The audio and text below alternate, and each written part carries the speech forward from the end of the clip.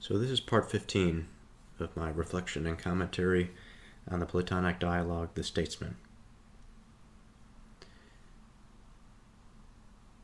So we are on our last 10 pages of this dialogue.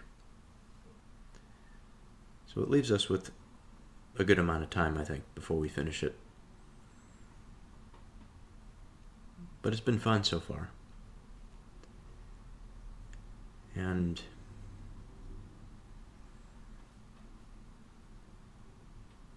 there's this desire that I have that there would be somebody around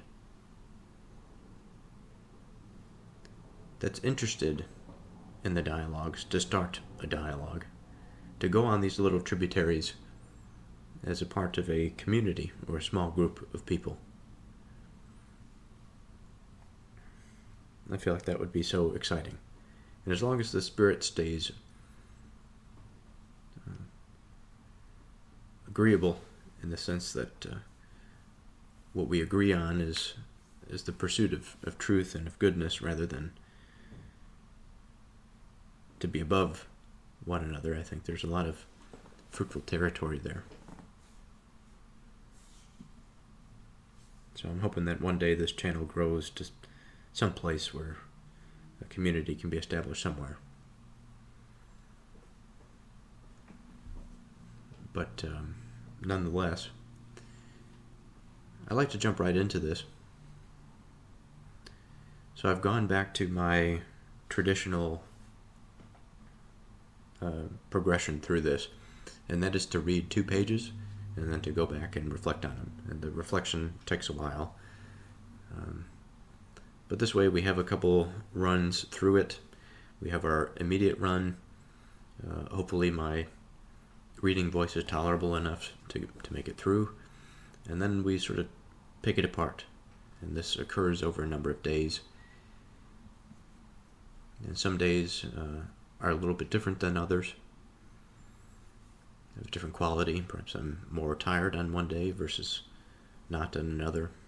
And so there are these different states that I go through, and I think it adds to this reflection.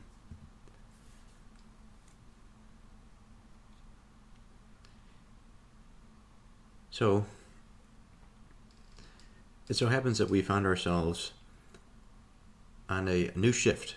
We're talking about now, finally, the weaver as it relates to this broader idea and close relationship with that of the statesman and how he functions in a society.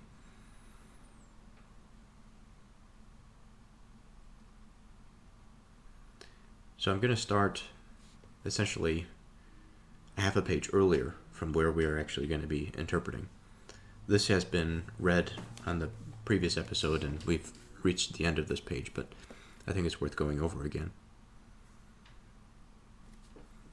So the visitor says, "At this point we'll want, won't we, to pursue it farther by reference to the model of the art of weaving, now that all of the classes of things in the city have become clear to us." "Yes, very much so," says young Socrates. "Then it seems that we should discuss the intertwining, what belongs to kingship, of what kind it is, and in what way it intertwines to render us what sort of fabric. Clearly, what it seems we have to deal with in that case is certainly a difficult thing to show. But in any case, we have to discuss it," says young Socrates. The visitor, "To say that part of virtue is in a certain sense different in kind from virtue provides an all too easy target for those expert in disputing statements, if we view things in relation to what the majority of people think." "I don't understand." "I'll put it again, like this. Imagine you think that courage, for us, constitutes one part of virtue. Certainly. And also that moderation is something distinct from courage. But at the same time, that this too is one part of what the other is part of. Yes. Well, we must take our courage in our hands and declare something astonishing in relation to these two. What? That in some sort of way, they are extremely hostile to each other and occupy opposed positions in many things. What do you mean? Not in any way the sort of thing people are used to saying. For certainly, I imagine, all the parts of virtue are said to be amicably disposed towards each other, if anything is. Yes. Then should we look with extremely close attention to see whether this unqualifiedly the case, or whether empathetically some aspects of them admit of dissent in some respect with what is related to them? Yes. Please say how we should do so. We should look at the matter in relation to all those things that we call fine, but then go on to place them in two classes which are opposed to each other. Put it still more clearly. Sharpness and speed, whether in bodies or in minds, or in the movement of the voice, whether belonging to things themselves or as represented in images of them, all those imitations that music and painting too provide. Have you ever either praised any of these yourself or been present to hear someone else praising them? Of course. And do you remember how they do it in every one such cases? I don't at all. Then I would be able, I wonder, to show it to you in words just as I have it before my mind. Why not? You seem to think this kind of thing easy. But in any case, let's consider it in two opposite sorts of cases. Often, and in many activities, whether we admire speed and vigor and sharpness of mind and body, and again of voice, we speak in praise of it using a single appellation, that of courage. How so? I think we say sharp and courageous. That's a fine example. And fast and courageous, and similarly with vigorous. In every case, it's by applying the name I'm talking about in common to all these sorts of things that we praise them. Yes. But again, in many activities, don't we often praise the class of things that happen gently? Yes, very much so. Well then, don't we express this by saying the opposite of what we say of the other things? How so? In that, I think, we say on each occasion that they are quiet and moderate, admiring things done in the mind, and in the sphere of actions themselves, that are slow and soft, and also things the voice does that turn out smooth and deep, and all rhythmic movement, and the whole of music when it employs slowness at the right time. We apply them all the name, not of courage, but of orderliness. Very true. And when, conversely, both of these sets of qualities occur at the wrong time, we change round and censure each of them, assigning them to opposite effect by the names we use. How? By calling them excessive and manic when they turn out sharper than is timely, and appear too fast and too hard, and calling things that are too deep and slow and soft cowardly and lethargic. It's pretty much a general rule that we find these qualities, and that the moderate type as a whole, and that the courage of the opposite qualities do not mix with each other in the relevant activities, as if they were sorts of thing that had a warring stance allotted to them. Moreover, we shall see that those who possess them in their souls are at odds with each other, if we go looking for them. Where do you mean for us to look? both in all the spheres we mentioned just now, and no doubt in many others, for I think because of their affinity to either set of qualities, they praise some things belonging to their own kin, and censure those of their opposites as alien, engaging in a great deal of hostility towards each other, about a great many things.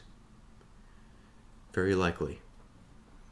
Well, this disagreement of these classes of people is a sort of play, but in relation to the most important things, it turns out to be a disease, which is the most hateful of all for cities.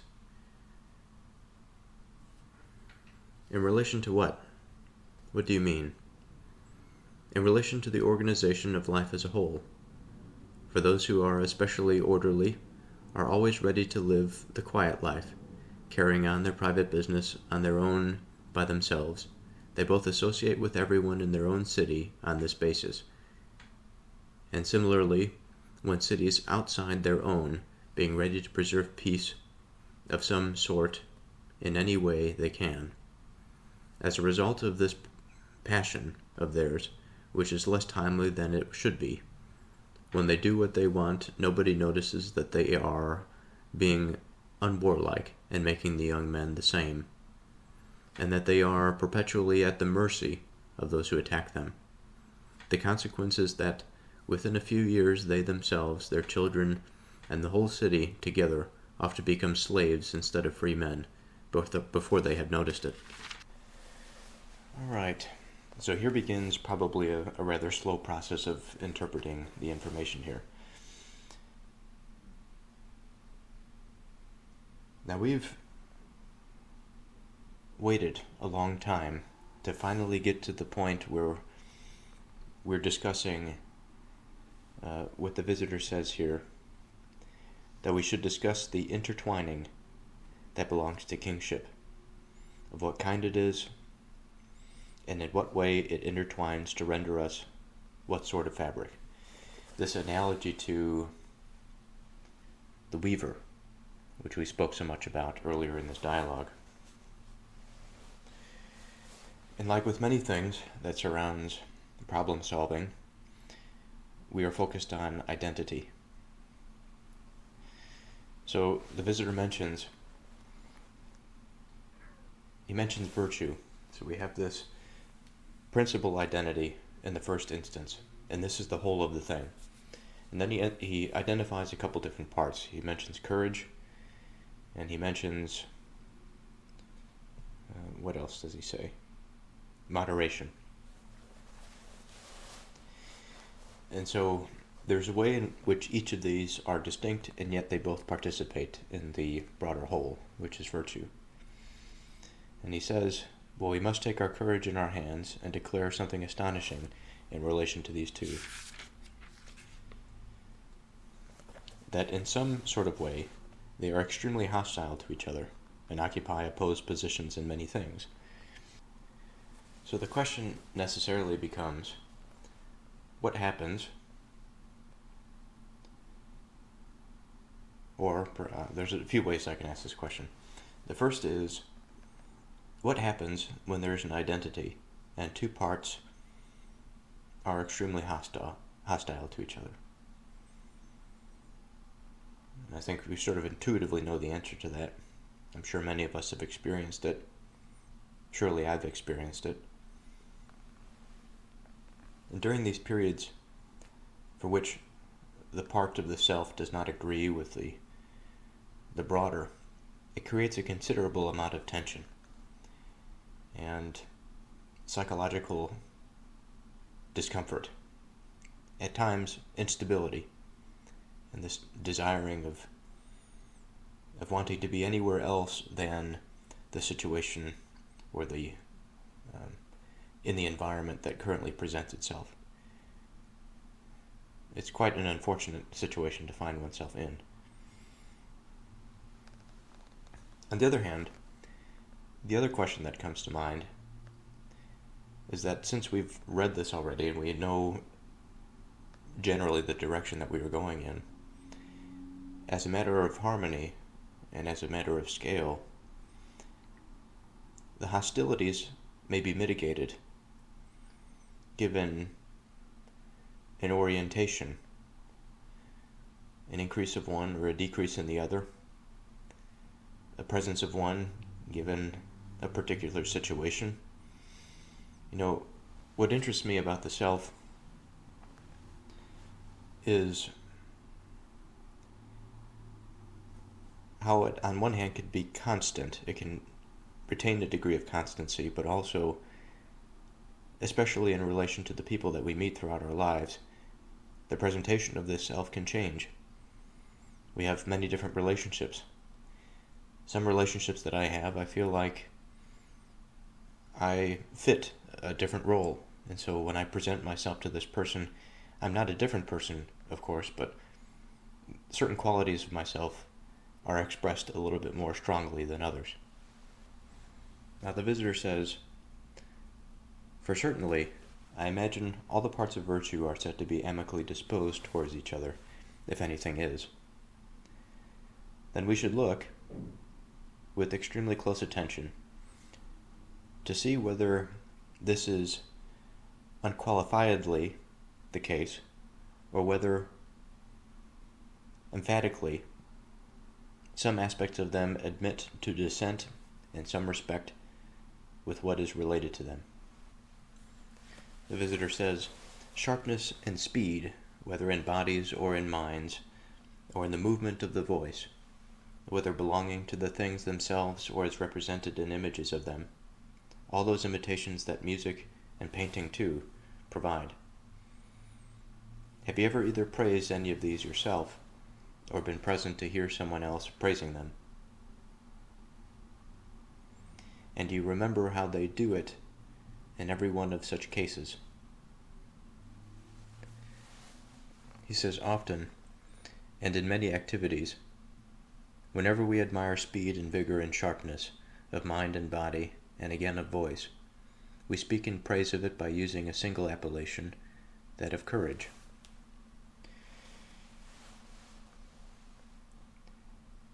Young Socrates says, "How so?" The visitor says, "I think we say sharp and courageous. That's a first example. And fast and courageous, and similarly with vigorous. In every case, it's by applying the name I'm talking about in common to all these sorts of thing that we praise them." So let's stop here for a moment. So we've reached a point where we can think a little bit about something. Now the thing that I find interesting is, although this is simple, it's certainly not something that I think about often. Or maybe I do, since I've been doing this podcast, but nonetheless, the visitor mentions that there is this a conditional relationship. Conditional, and also by these conditions it develops its direction. Its direction in this context has to do with praise. Of course, he asks young Socrates whether or not he feels like the adjectives that were mentioned are things that he finds valuable or praiseworthy. And all of this is under that blanket earlier of courage, this sort of steadfastness in one's not just beliefs, but in the constancy of soul, and their general disposition, their anchoring into this reality.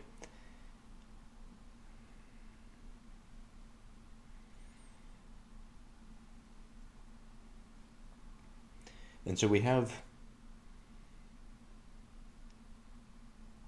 terms by themselves that may not mean anything. Courageous, generally speaking, is something I think that is quite valuable. But if we say fast, we say sharp, these sorts of things can apply to many different things. But once we apply sharpness to courageous, then we don't necessarily think about sharpness in terms of a knife, we think about sharpness in terms of intellect. Similarly, when we think about fast and courageous, if we just thought about fast, we might be thinking about speed. We think about fast and courageous. We think about somebody that is productive, that's able to solve problems. The visitor continues and he says, but again, in many activities, don't we often praise the class of things that happen gently? Don't we express this by saying the opposite of what we say of the other things? We say on each occasion that they are quiet and moderate, admiring things done in the mind and in the sphere of actions themselves, that are slow and soft, and also things the voice does that turn out smooth and deep, and all rhythmic movement, and the whole of music when it employs slowness at the right time. We apply to them all the name, not of courage, but of orderliness.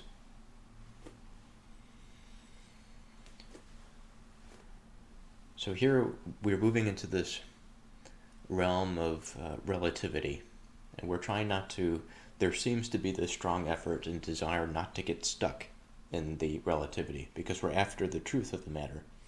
So if we have two things that are seemingly opposites, how can they both be true at the same time?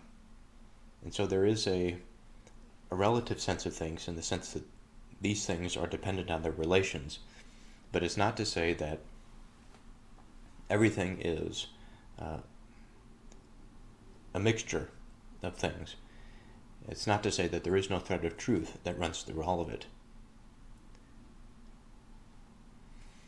He says, and when conversely, both of these sets of qualities occur at the wrong time, we change round and censure each of them, assigning them to opposite effect by the names we use, by calling them excessive and manic when they turn out sharper than is timely and appear too fast and too hard, and calling things that are too deep and slow and soft cowardly and lethargic. It's pretty much a general rule that we find these qualities and the moderate type as a whole, and the courage of the opposite qualities do not mix with each other in relevant activities. Now this is the key thing here, the relevant activities that these various adjectives are associated with. And I just think about my experience today, in fact. Today was one of those days that I would classify it as a day of slowness, but of the type that is soft, cowardly, and lethargic. More of the negative, because of the relevant activities that I was engaged in. It just was not productive. There are other days in which the slow and soft are exercised by understanding and by patience. When I'm engaged in conversation with somebody that is sharing something particularly vulnerable, or somebody needs time to express certain thoughts or desires or opinions, this sort of thing is subtle, and it requires a certain slowing down. That sharpness and directness in that environment can destabilize the expression on the part of the individual. The visitor continues, he says, as if they were sorts of things that had a warring stance allotted to them. Moreover, we shall see that those who possess them in their souls are at odds with each other, if we go looking for them. Now when the visitor says, for I think because their affinity to either set of qualities, they praise some things as belonging to their own kin, and censure those of their opponents as alien, engaging in a great deal of hostility towards each other about a great many things. It would be important, certainly, for our own case, but also of the dispositional expression of those who may be more disposed to the fastness and sharp side of courage, and the other, the slowness and the patient type, the slow and whatever other qualities that he is slow and soft. That these, when they are paired with courage, they recognize the courageous components rather than the fast and sharp. And I've been guilty of this at times in my life where I have been just on the side of the fast and sharp regardless of the situation, because it has to be, things have to be done, they have to be done quickly, efficiently. And while there is some virtue in doing things in that way, if one is to miss courage for the sake of courage, or the virtue when it is tied to qualities that I am not exercising currently, the thing that matters is the virtue, and not to the qualities that are associated with the virtue. And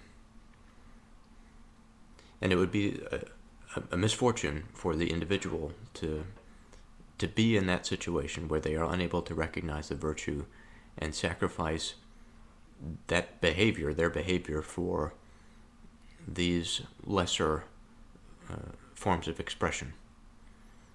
Because I call them lesser because they're more potential based. They're not purposefully based.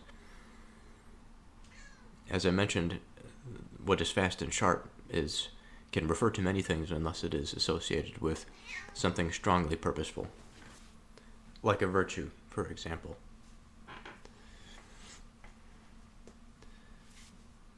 So the visitor continues, he says, "This disagreement of these classes of people is a sort of play, but in relation to the most important things, it turns out to be a disease, which is the most hateful of all for cities." Now, it's one thing to imagine this as a play that occurs within the soul or within the mind, whatever we want to call it. And it's another thing to think about this when there are such sharp demarcations where the parts now are not just sort of parts of our own mind. It is other people participating in a collective. He says, in relation to the organization of life as a whole, for those who are especially orderly are always ready to live the quiet life, carrying on this private business of their own by themselves. They both associate with everyone in their own city on this basis, and similarly with cities outside their own, being ready to preserve peace or some sort in any way they can. As a result of this passion of theirs, which is less timely than it should be, when they do what they want, nobody notices that they are being unwarlike and making the young men the same. So this is an interesting reflection. This is something that I think about often. Now, there's no question, at least in my mind, that in the United States right now we are undergoing this cultural battle that has been going on for a few generations. And this cultural shifting is, I think it's unhealthy. We can see the effects of what we're going through. We can see the rise in suicides and mass shootings and the destruction of the family and a great many things that are advantageous to a destroyed society, or a society that wishes itself to be scarred and diseased. And so while I was reading this, I thought to myself, well, I feel like I'm that type of person that just wants to go about my business and keep things orderly, do not disturb the peace, let me do my business and be the end of it. Then there's another side of my mind that recognizes that complacency does not lead to innovation. It does not lead to a certain type of magical experience of life. And sometimes this complacency can ruin the chances for something greater. It can leave one weak and atrophied, where otherwise the challenge of moving outside of that orderly behavior, doing something different or new, whatever the case might be. The challenge that brings often brings an exertion of energies that is not natural to the disposition of one who wishes things to be the same and orderly. Now, when the visitor says that this type of person is being unwarlike and making the young men the same, I understand that making the young men the same. The unwarlike, I think that there is a distinction to be made here. There are qualities, I think, by this expression that would lead against a warlike posturing. But it's not just a warlike posturing. Again, we're concerned with directionality here, and we're concerned with what the good is. So if there is to be value and virtue in war, we have to separate that out from the bad that is also within war. Much like we've already been discussing with the fast and sharp and slow and soft. It is the virtue of discipline, of constancy, of physical exertion, of courage, of sacrificing one's own security and safety for the betterment of the collective, of people outside of himself, of his family, of the broader whole, whatever the situation might be. And I think outside of war, this type of productive, generative spirit is the type that creates institutions that advances knowledge, that builds buildings and infrastructure. It's important. And of course there are the type that are sort of the maintainers, the ones that occupy the traditional societal roles that are needed for society to function. Not everybody is going to be this sort of innovator, entrepreneur of the type that he's discussing here. The visitor says, "They are perpetually at the mercy of those who attack them.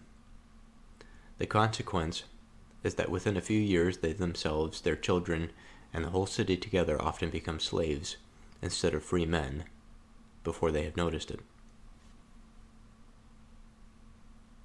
So there's something that I want to mention here. I've been deviating a little bit from the visitor's structure that he's laying out. So I want to reintroduce this and then maybe make a couple of comments about it. So he indicates that there are the two opposite sorts of cases.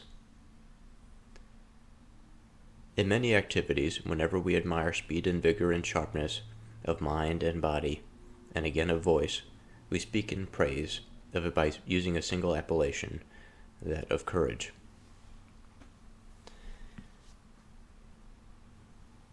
Now, on the other hand, we say on each occasion that they are quiet and moderate, admiring things done in the mind and in the sphere of actions themselves, that are slow and soft, and also things the voice does that turns out to be smooth and deep, and all rhythmic movement, and the whole of music when it employs slowness at the right time. We apply them all the name, not of courage, but of orderliness.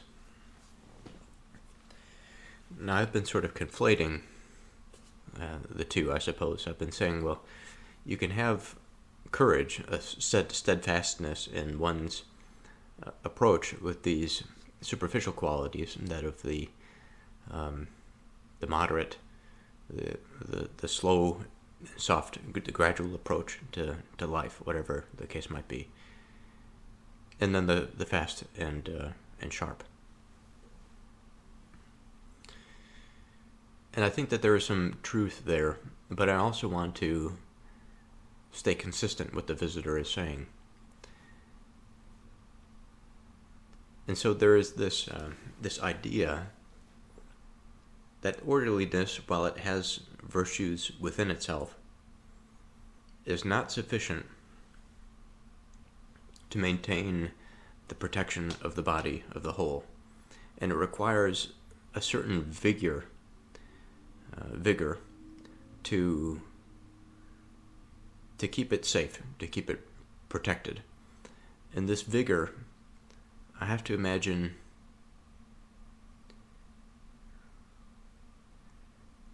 see, the difference for me is difficult, at least finding the exact difference.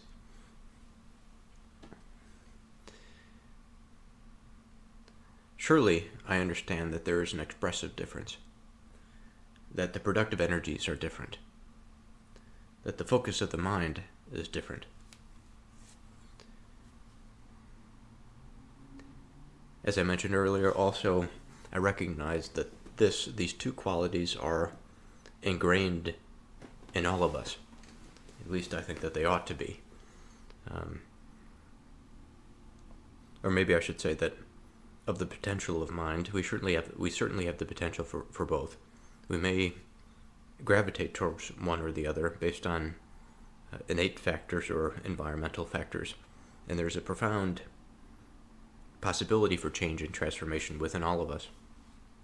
And it is certainly within my experience that I exercise the things that don't come naturally to me, because I know that it's a matter of balance, that it is needed to keep myself healthy and productive.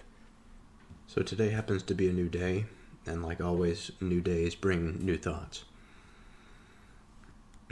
So it is a Monday evening, and it's my desire that this will be a productive session. And I left off yesterday just before reading our next 2 pages. And so I'd like to go through those now, and then to come back and to think and reflect on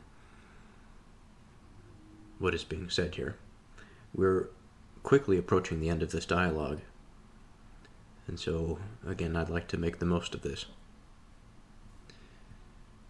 So young Socrates, he says, "What you describe is a painful and terrifying thing to go through."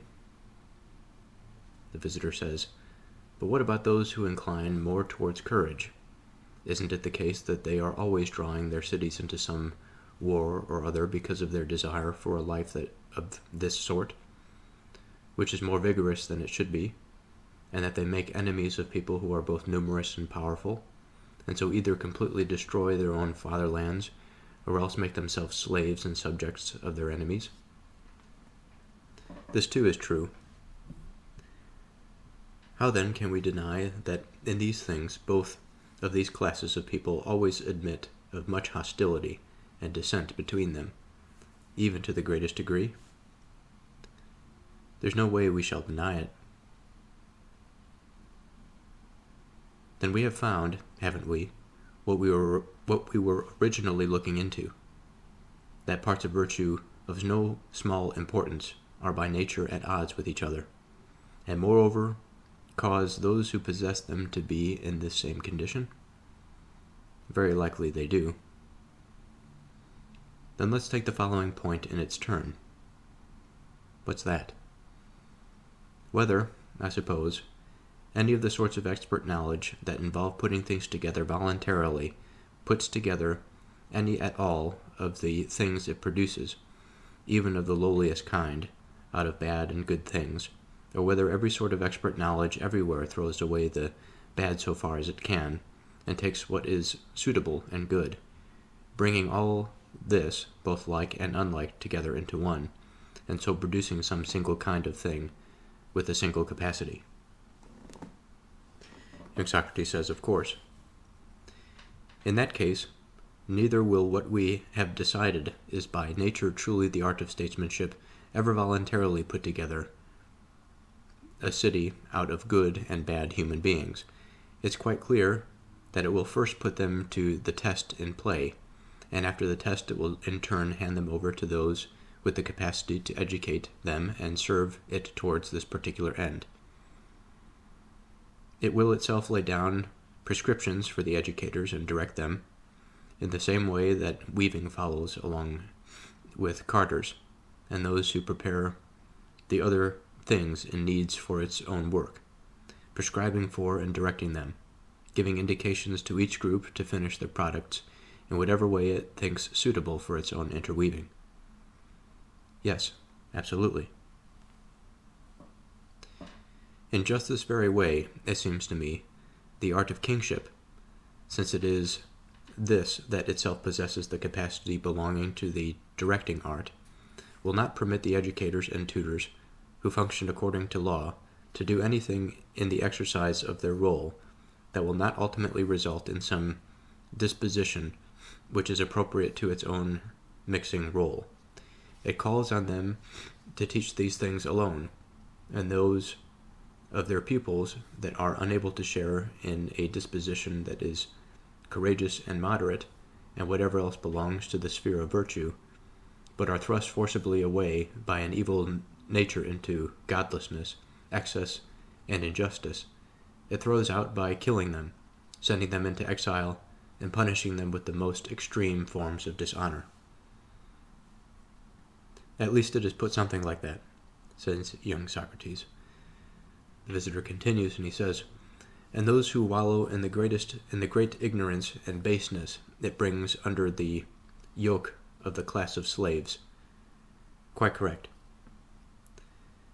Then as for the others, whose natures are capable of becoming composed and stable in the direction of nobility, if they acquire education, and, with the help of expertise, of admitting commingling with each other, of these, it tries to bind together and intertwine the ones who strain more towards courage, its view being that their firm disposition is as it were like the warp, and the ones who incline towards the moderate, who produce an ample, soft, and, to continue the image, woof-like thread, two natures with opposite tendencies. And it does so in something like the following way. What is that? First, by fitting together that part of their soul that is eternal with a divine bond, in accordance with its kinship with the divine, and after the divine, in turn fitting together their moral aspect with human bonds. Again, what do you mean by this? I call divine, when it comes to be in souls, that opinion about what is fine, just, and good, and the opposites of these, which is really true and is guaranteed. It belongs to the class of the more than human. That's certainly a fitting view to take. Then do we recognize that it belongs to the statesman and the good legislator alone to be capable of bringing this very thing about, by means of the music that belongs to the art of kingship, and those who have had their correct share of education, the people we are speaking about just now? That's certainly reasonable. Yes, and let's never call anyone who is incapable of doing this sort of thing by the names we are now investigating. Quite correct. Well then, is a courageous soul that grasps this sort of truth not tamed, and wouldn't it be especially willing, as a result, to share in what is just, whereas if it fails to get a share of it, doesn't it rather slide away towards becoming like some kind of beast? Quite. So that is the result of our 2 pages. So we have a lot to talk about in this, and I'm excited. We're finally getting into this woof and warp weaver interweaving situation that we spent so much time talking about earlier in the series. So I want to back up a little bit and give us some context, remind myself where I am. So I finished off yesterday talking about, or reorienting the mind towards the 2 things that the visitor was talking about. The courageous sort and the more soft and subtle, which were the moderate types, the orderly types. Now, before the pages that we entered into, the visitor says, in relation to organization of life as a whole, for those who are especially orderly are always ready to give to live the quiet life, carrying on their private business on their own by themselves. They both associate with everyone in their own city on this basis. And similarly with cities outside their own, being ready to preserve peace of some sort in any way they can. As a result of this passion of theirs, which is less timely than it should be, when they do what they want, nobody notices that they are being unwarlike and making the young men the same, and that they are perpetually at the mercy of those who attack them. The consequence is that within a few years, they themselves, their children, and the whole city together often become slaves instead of free men before they have noticed it. So this is that consequence of that orderly type of person taking, I want to say the majority, but taking the cultural sway, let's say. And I think that there's a strong parallel to this situation and what we face now. Now, in this day and age, ironically, I think we deal with such strong and profound spiritual battles that we don't recognize, particularly because of our atheism and our disbelief, that we are being attacked by these forces. Some are the conscious forces that are the result of instituted policy from foreign actors, from foreign states, and some of it is more of this additive conscious experience that creates identities of themselves that have these various parts that participate in them, and they move against and articulate with each other. They battle and they do commerce. They do all of these sorts of behaviors. And then there are the higher orders of being that we all participate in. And of course, the higher orders of being also have their pull on the lower. And so we are constantly being influenced in this way.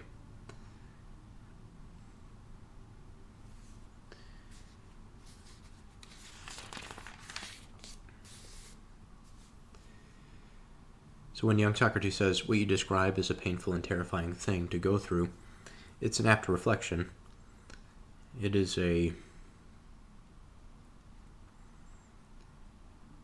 necessary consequence of a particular type of behavior that is widespread without a particular type of balance to offset it. And here I think about a number of my friends. I think about certainly aspects of myself. And I think how low we have become in that counterbalancing of the courageous mind. While there is nothing wrong with orderliness, I think it can produce strong family structures. It creates a certain regularity of that experience for which the potential for a productive environment to raise children is possible. Whereas if there is an overly courageous, adventurous person, there is no one to instill the values into the children. That orderliness is sort of lost in the exasperation of activity and of changing and establishing, perhaps, in a different manner.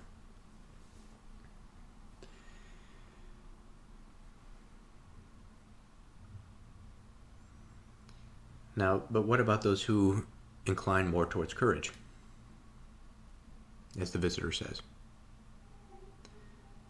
They are always drawing their cities into some war or other because of their desire for a life of this sort. Now, I want to go back.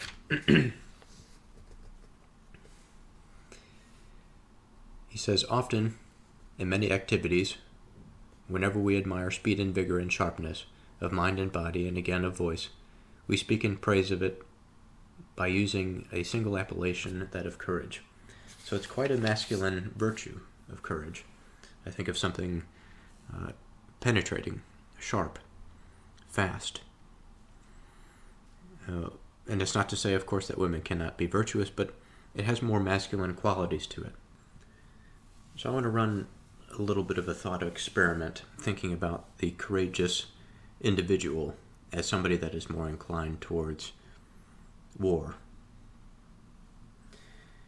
So earlier I described courage as steadfastness in the face of fear and endurance of the soul. Courage is the virtue that governs the spirited part of the soul.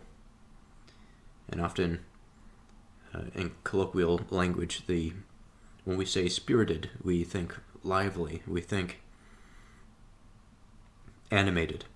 And animated in the sense that we have this sort of breath of conscious experience, we have this breath of awareness, and the vigor that's associated with the potential that is wound up within that experience, I think, is largely encapsulated by this spirited part of the soul, or the courageous person. The courageous person holds to what reason declares is right, even when fear or hardship might tempt one to abandon it. It's a moral endurance, strength to stay true to certain principles. And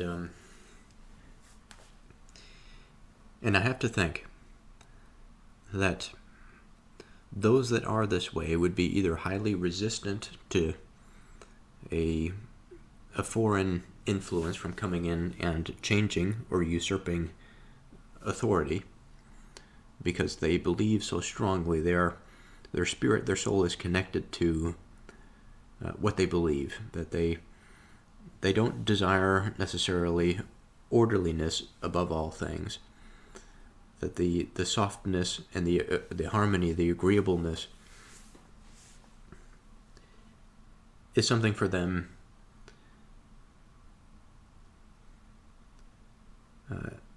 it is a secondary sort of experience. Now, what do I mean by that? I don't think it can be overestimated, this concept of the animated spirit. When the spirit is animated, it tends to want to ascend that hierarchy of being. Now, I have to imagine that in this ascent, we are moving towards something that is more ordered in a way. It is more correct. That's not to be mistaken with the sorts that are softer and more subtle and desire this peace and orderliness so they can go about their business and participate in a structured and ordered society.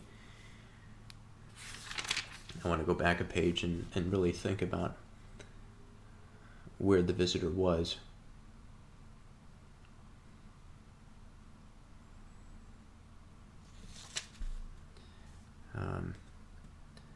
That they are quiet and moderate. These are the orderly sorts. They don't necessarily stand up and stand out. They are middle of the road. Some people would call them fence sitters in the more of the negative context. But of course, with these two, we have to remember that there is virtue within that, just as we can see it within those that are courageous. But this animated spirit, again, moving back towards where I was before, talking about ascending this hierarchy ladder, there's not something that is so disseparate between them. I think that there is this thread between them. Surely if there's going to be virtue, there has to be some thread between them. And in the sense that there is this thread, I think it has to do with a degree of order. Now, orderliness and order, there's contextual things that might be an issue here, but regardless of the preferences of particular individuals, that which is true with regard to order stands by itself. It's not dependent on one's desire. Now, in order to bring order about, perhaps desire plays an important role there, but that which is and the orderliness that comes from the divine is as it is. It is outside of my control and all of our control.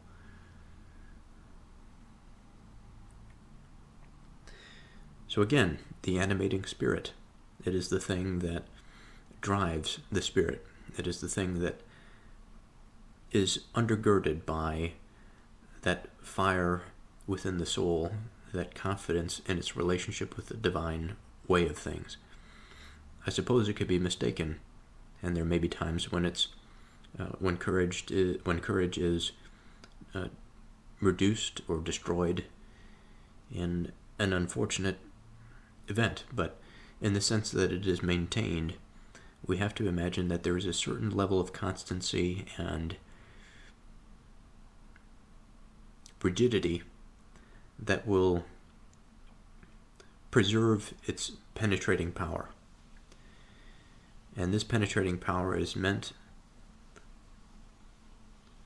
to be an active force, to be a productive force. And surely we can see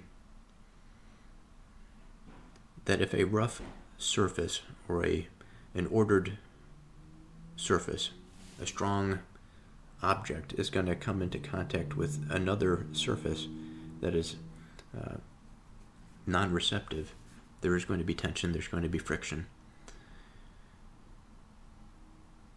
And in absence of a proper softening, so to speak, a proper moderation when it is appropriate, this will just continue and will cause damage. And the damage, I think, can be as large as a sort of a societal tectonic collision, or as small as a trembling of the heart. So it seems that the function of opposites as it relates to virtue, in order that it can participate in the same identity, is to temper the potential sways outside of the productive, harmonious nature of things.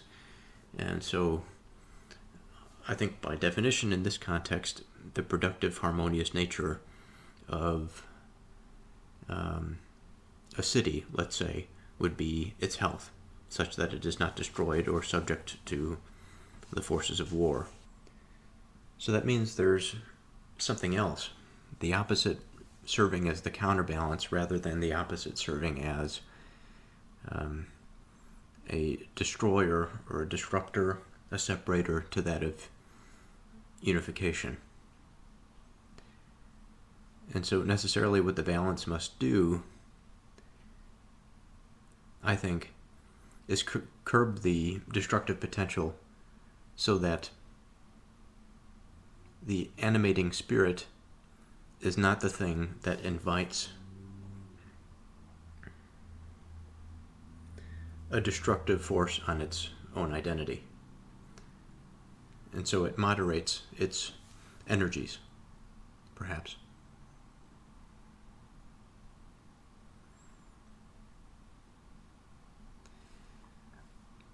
Now the visitor says, how then can we deny that in these things both of these classes of people always admit of much hostility and dissent between them, even to the greatest degree? He says, we have found what we were originally looking into, that parts of virtue of no small importance are by nature at odds with each other, and moreover cause those who possess them to be in the same condition. So we now find ourselves in an interesting place. The visitor's next expression is his first attempt at consolidating these seemingly separate identities. But we know that they participate in a unity, so there has to be some way for which we can describe how things that can appear as opposite can be integrated into one.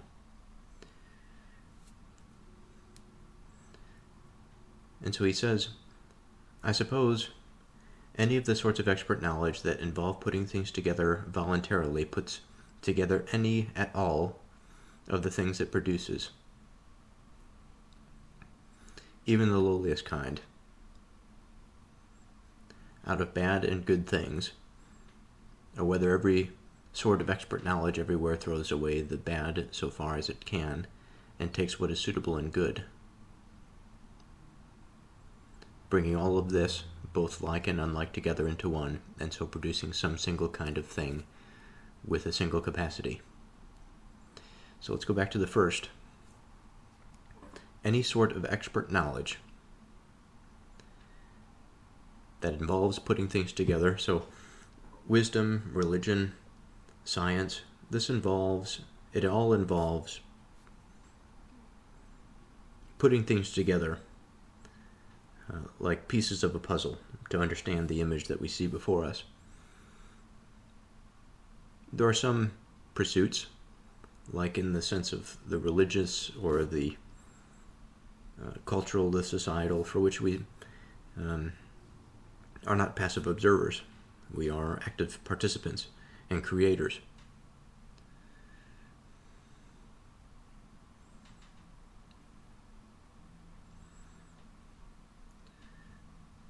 Any sort of expert knowledge that involves putting things together voluntarily puts together any at all of the things it produces, even of the lowliest kind. So this is the implication that it integrates all things, regardless of where it is on the ontological hierarchy, out of bad and good things. And then he says, or it's possible, whether every sort of expert knowledge everywhere throws away the bad, so far as it can, and takes what is suitable and good, bringing all of this, both unlike and like, together into one, so that it produces some single kind of thing with a single capacity.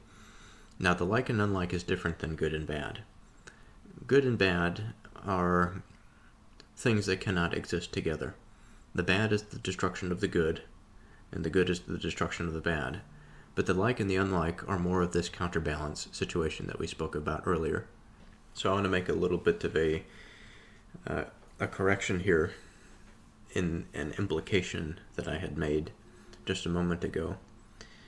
Now, I read this without speaking it, and I sort of grammatically I understood the structure of the paragraph that the visitor was saying. But just now I had, I think, tried to explain the first part of his potential explanation by including the bad into the voluntary togetherness of the experience as more of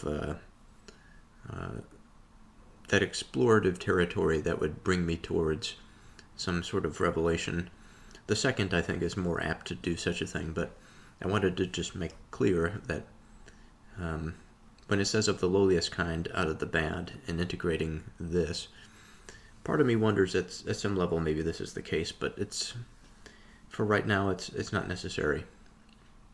Because if we begin to think about integrating a cancer into an identity, it would create a lot of complex dynamics for which we would have to go through to maintain the identity, to destroy that thing that was introduced. But if the bad is going to be a part of the whole of the reality, then surely it has to be somehow dealt with. And I think that there's a conversation to be had there. But let's focus a little bit more simply on the structure of integrating potential opposites together into a stable unity.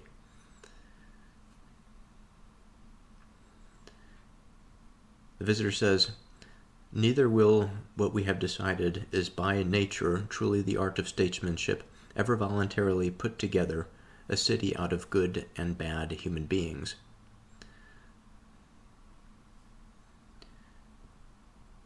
It's quite clear that it will first put them to the test in play, and after the test, it will in turn hand them over to those with the capacity to educate them and serve it towards the particular end. So there's an aspect of what he said before in this, so maybe we can't escape it. It's in the sense that the dynamics are free to intermingle. But on their intermingling, there is the alterations that are necessary to produce a coherent state, a coherent collective. Education being one important factor that coheres things together.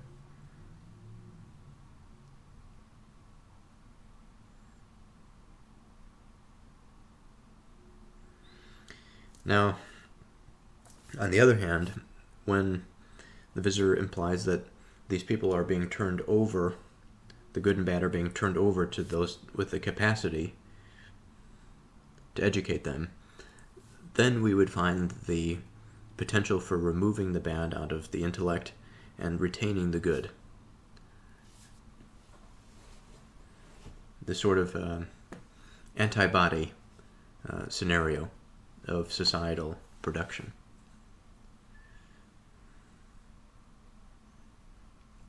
It will itself lay down prescriptions for the educators and direct them, in the same way that weaving follows along with the carders and those who prepare the other things it needs for its work, prescribing for and directing them, giving indications to each group to finish their products in whatever way it thinks suitable for its own interweaving. So at this point I would like to back up a little bit and take smaller steps in order to understand this a little bit better. I think there's something fundamental that I may have passed over a bit too quickly. And this has to do with the potential integration of what is good and what is bad. But before we even get there, that's too far in advance. I think we need to talk about what bad is and what good is.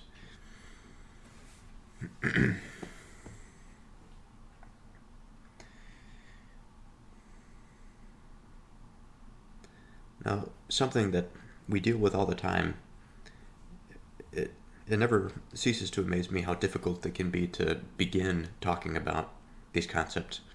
At the outset they seem so simple, but once one begins to consider them, they become quite complex. Let's start with the bad.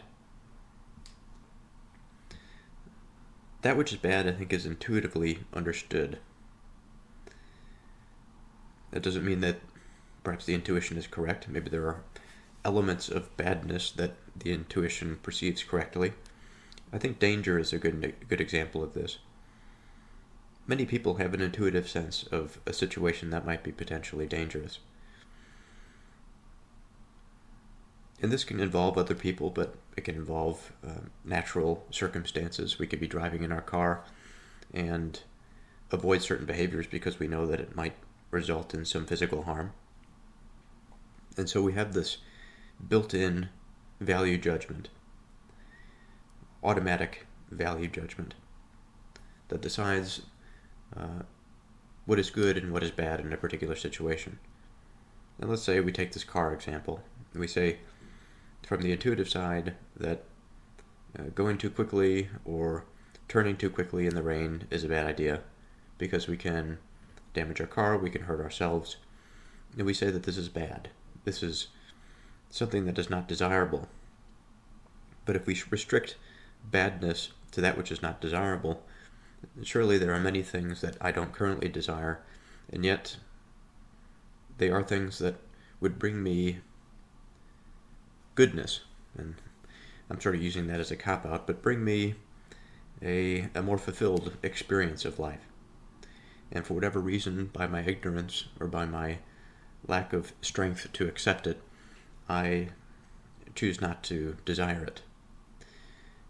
And so there's a certain potential for deception in desire. So I don't think we can say full stop that that which is bad is contrary to desire. Conversely, I think there are plenty of things that can be said that are bad that we desire.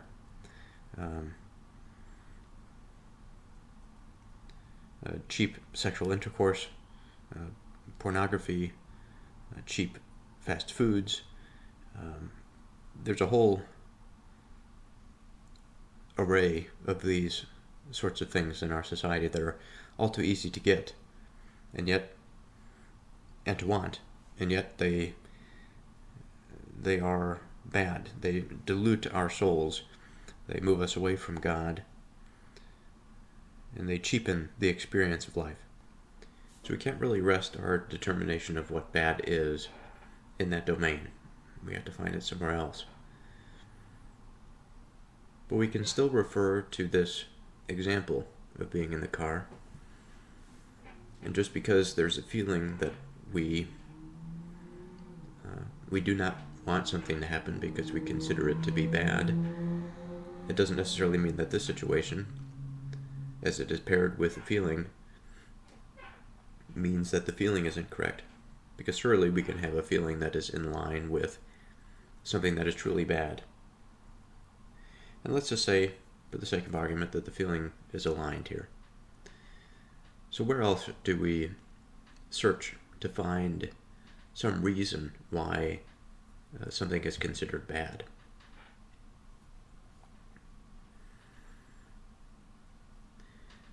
I think about the self, the broader sense of self.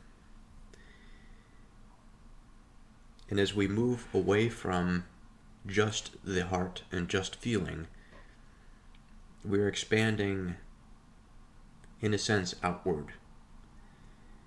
And so I think that there has to be a certain focus on what this outward expansion means. Now, when we expand farther past just the heart, we encounter reason. Maybe we encounter the soul. But first, perhaps we encounter reason. And when we encounter reason, we can come up with plenty of reasons why it would be a bad thing to go around a corner when it is raining. Going around the corner quickly, I should say. And the reason, again, is that we may flip our car and we may damage our car. That would lead to secondary consequences. We would have to pay money to fix it. That would disrupt our working week. It would make our life generally more difficult, because instead of doing the things that we would normally do, these things now have to be given up to prepare to repair a silly mistake. And so there's a sense of consequence that would make something bad. And the same would apply, I think, to the physical body. Although it would be a little bit more extreme to have an incident occur to the body rather than to the body of the car. Generally speaking, I think that the consequence is the same, but differs by matter of degree. So by reason, we have made some decision. It's not just a gut feeling, but still we find ourselves in the same territory. And the question is, why is that? Well, we've made our determination that bodily harm is contrary to the good of our experience. But what we have yet to do is to determine what the good of our experience is. But that may be a step too far in one direction. For I think this badness, the idea of that which is contrary to something, is either grounded within that selfish disposition, or it is grounded in an idea that transcends the self. And so far, we started with an example for which the individual perceives and intuits, feels, and then perhaps reasons why something is bad. But these reasons, so far that I can tell, are bound up in selfish considerations. And it's not as though a consideration of the self or for the self is bad on its face, just like the expression of the heart is not inherently false when it happens.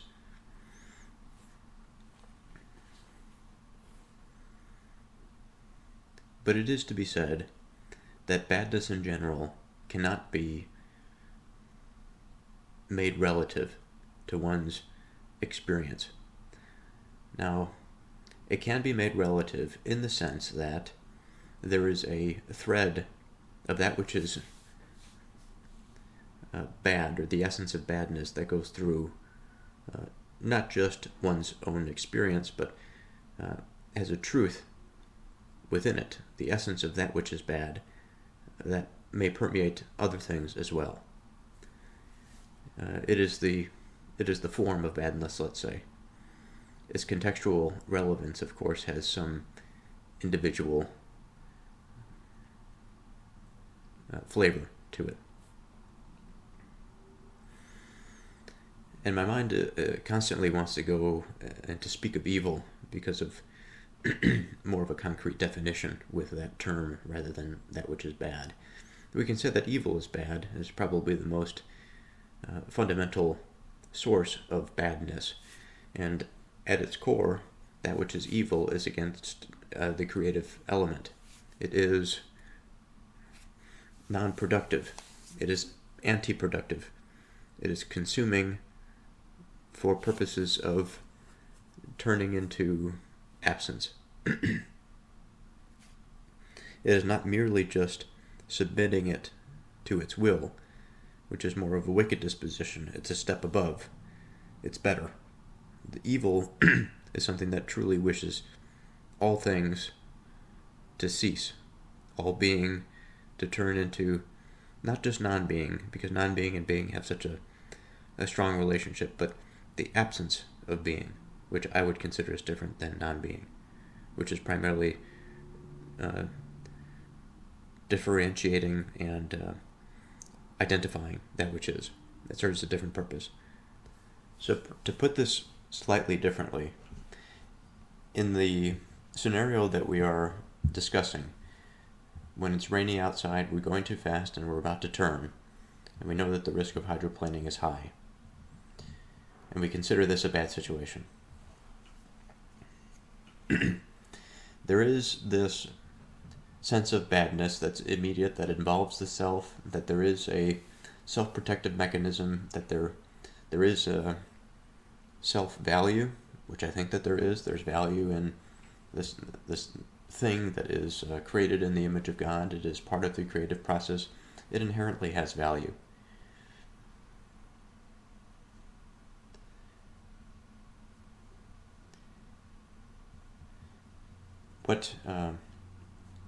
What our decisions are not, though, however, are just sole, isolated expressions of self-satisfaction or of self-worth or self-desire. Our expression in this case, while it involves immediately the self and its preservation, also must necessarily participate if we are to consider badness as a form, and the derivations of this as it permeates into bodily experience and the intellectual milieu. I think that it is going to be impossible to disconnect this thread from that of the form of bad, such that it would necessarily mean that in this situation where we are sort of immediately immersed in the self-preservation, is not just the self that's at play here. It is also a much broader principle of that which is bad. And I think it has to do with this concept of evil, the participation of evil that I mentioned. That there is inherently something negative about a poor decision leading to the destruction of a created thing, a created order.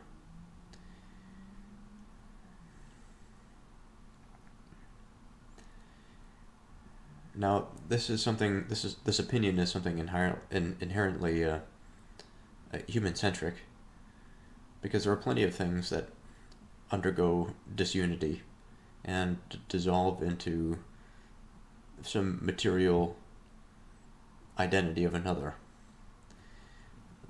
But, and perhaps I should be careful not to be prideful, but surely there is a difference between a rock that may form some conglomerate and share an identity after it is sort of pressurized in some experience with another. And the human being who makes a poor decision and ends up dying because they've crashed into a telephone pole and it goes through their chest or whatever the situation is. And I think it's different because there's a willful participation on one hand. On the other hand, the creative process that has occurred in order for the human being to exist and to be is something that is more exacting, seemingly, than that of a rock as it conglomerates with another. I could be wrong about this, but it's surely something that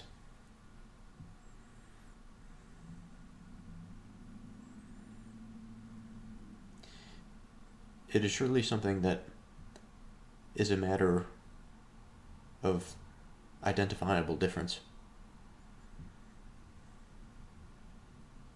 And if we are to say that this situation is an example where we can see badness at play, that we can see from the depth of this sort of imprisoned, selfish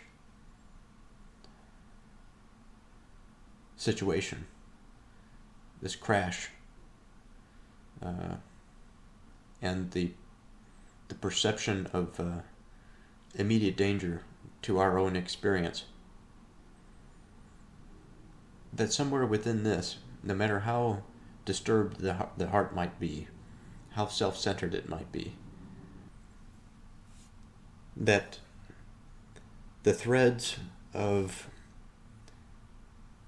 this interwoven experience in terms of being and identity, as much as they intertwine to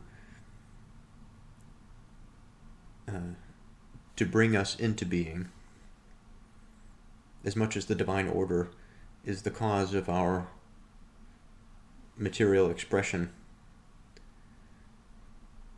I have to think that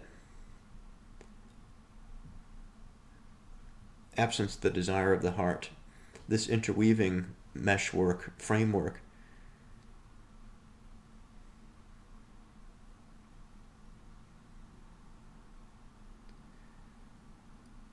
is affected by the death of the human being. Now, perhaps not all that significantly, because there are plenty of people that die in car accidents. There are people that drink themselves to the point where their conscious experience is so dim and dull that if they were to somehow survive a traumatic car accident, perhaps they wouldn't even remember it. So there's these different types of conscious experiences, and the conscious experience may not be the thing that actually may play a role, but it may not be the most productive way by which we can identify the loss or the badness in this situation. So if I pause here and try to regroup for a moment,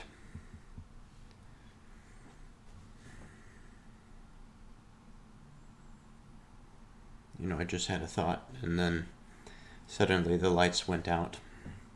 This is going to be a rather tedious section of this podcast for certain.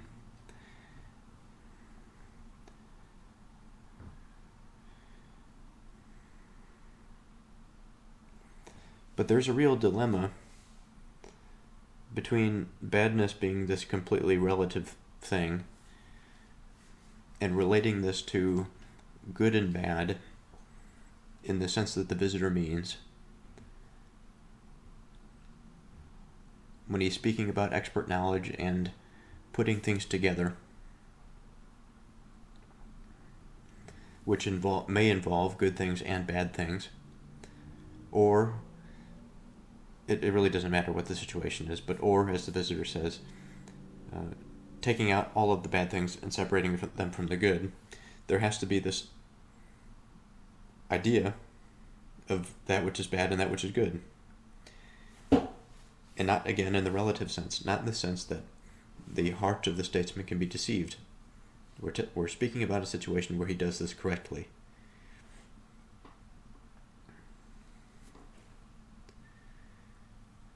And the goodness that is out there seems to be so subtle and yet so large that it's so in front of my face that I feel that it's hard to see. It's hard to see its qualities, it's hard to see its characteristics. I can't even identify it because it's so close to my face. If I put something so close to my face with prior knowledge of its identity, there's a certain sense of relief that I get, as opposed to just having some object in front of my face that I have no idea what it is. And for all we've discussed about the graduated existence of being and the graduated experience of participation in being, it seems so difficult now to identify that which is bad and that which is good.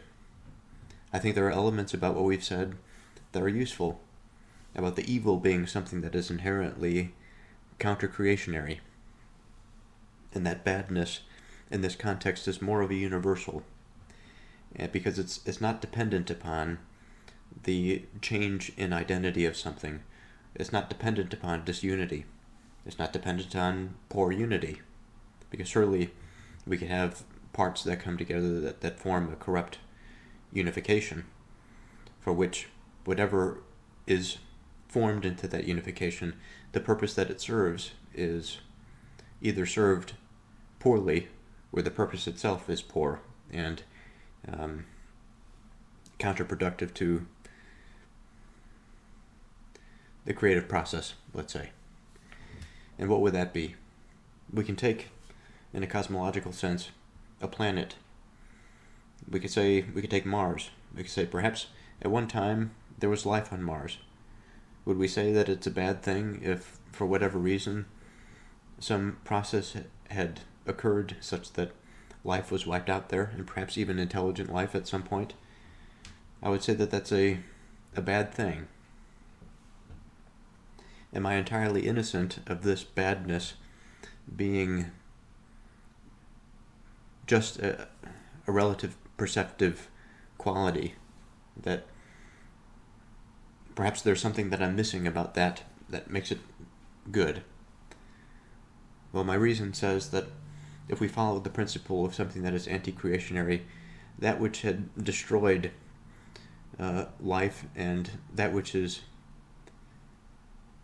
above base material and basic identity, that a prior order of higher participation at one time existed, that this order, while it may be imperfect as it existed, surely in that state is something to be desired. Is it to be desired for its complexity? Is its complexity the essence of its goodness? Perhaps not. I think some of this has to do with capacity, and some of it has to do with what it participates in. So if life has the capacity to participate in the farther creative process, I think that is good. And if we make that process inert by creating an environment for which nothing can grow, and it's just base material, then I think that this is an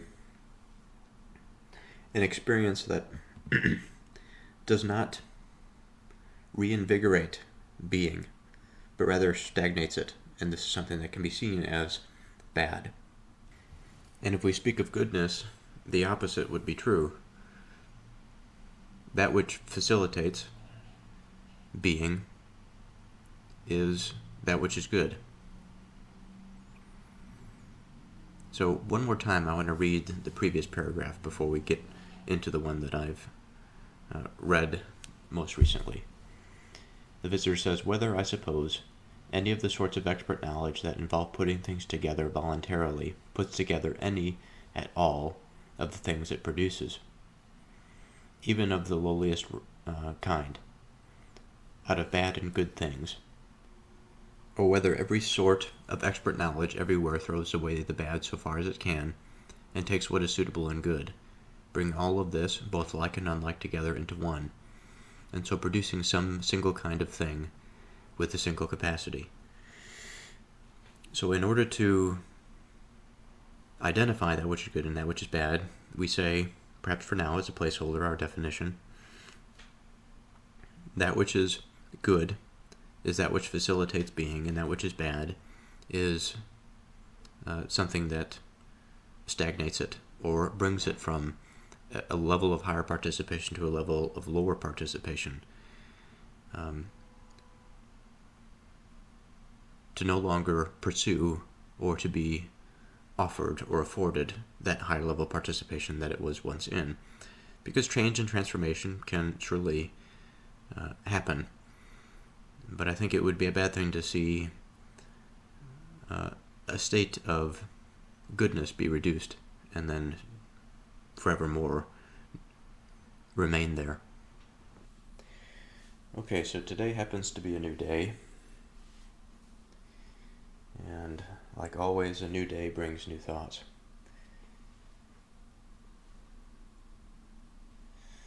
So I'm a little on the antsier side today, so I'm recording this podcast standing, whereas I usually record it seated in my chair.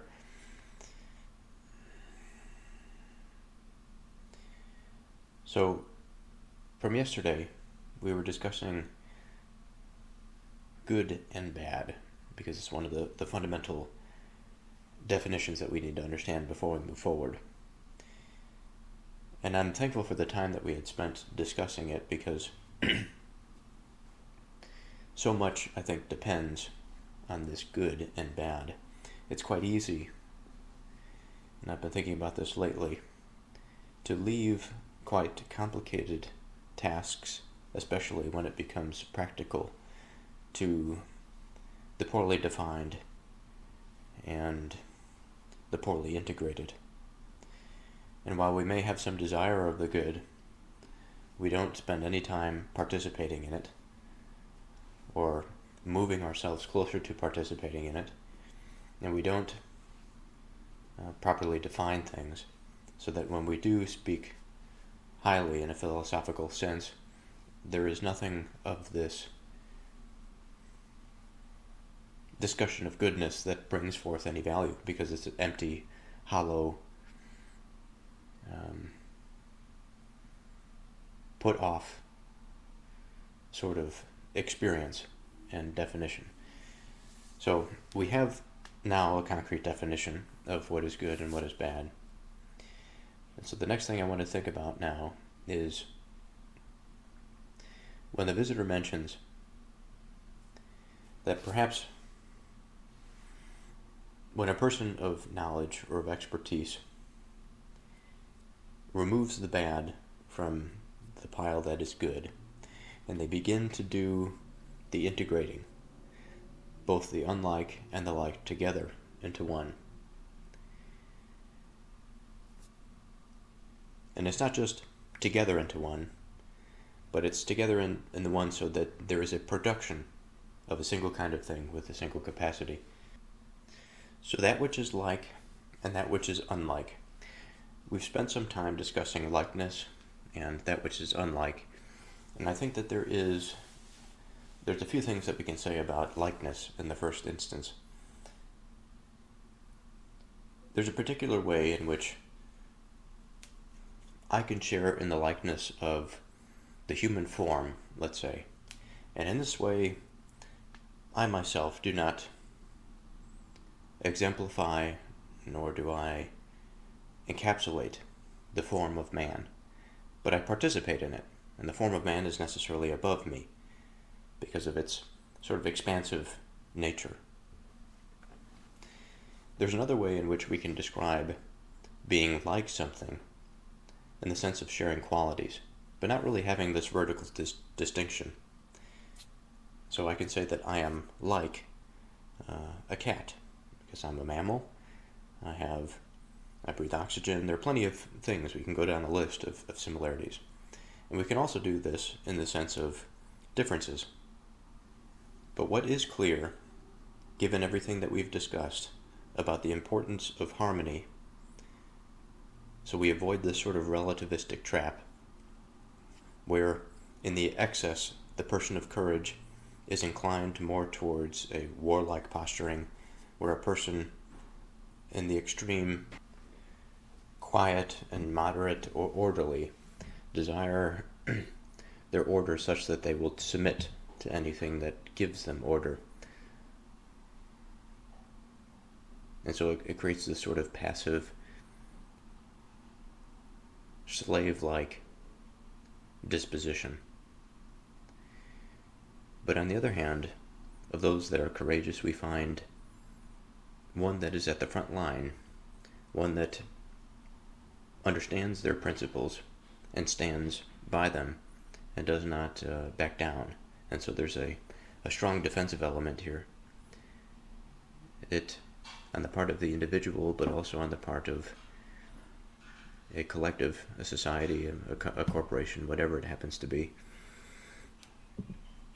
The typical anxieties that come from an uncertainty of being or an uncertainty of identity does not exist, or at least exists to a very small degree, or perhaps even more succinctly, it exists as necessary, in the sense that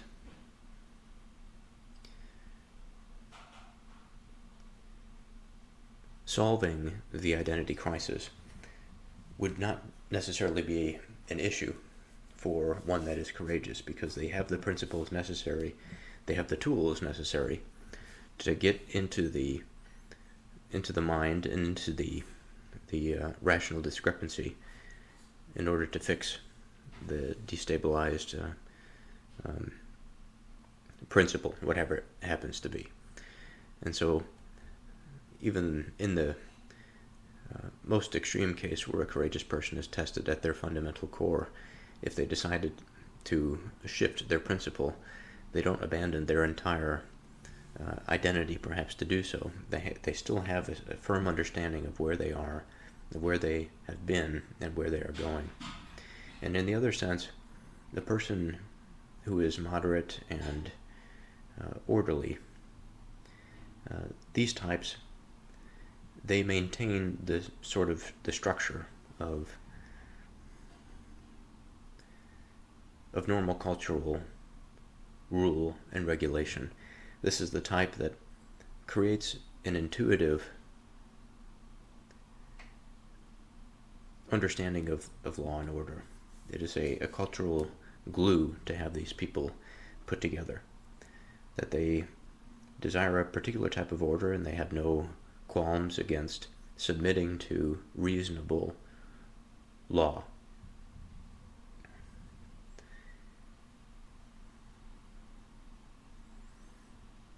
And so when we have the two that are reasonable, that of the courageous and that of the moderate, orderly, and quiet, as the visitor says, the harmony between these two, although they are unlike and perhaps opposites in certain respects, they can fit together because of their complementary virtues.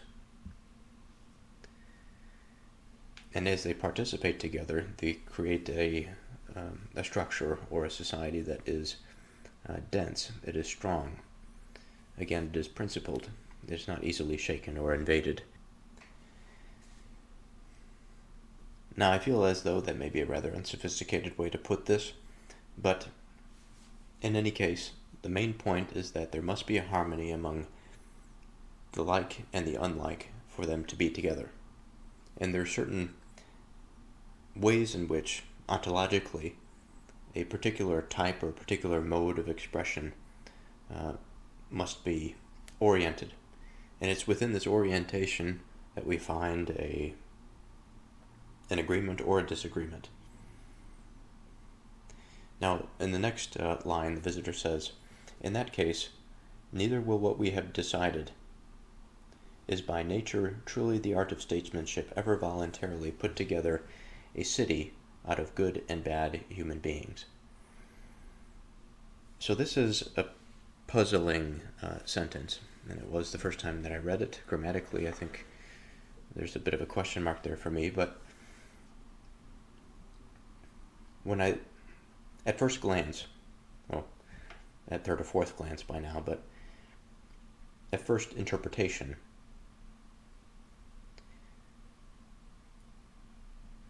I consider, not in totality, but there's at least an element of a blank slate.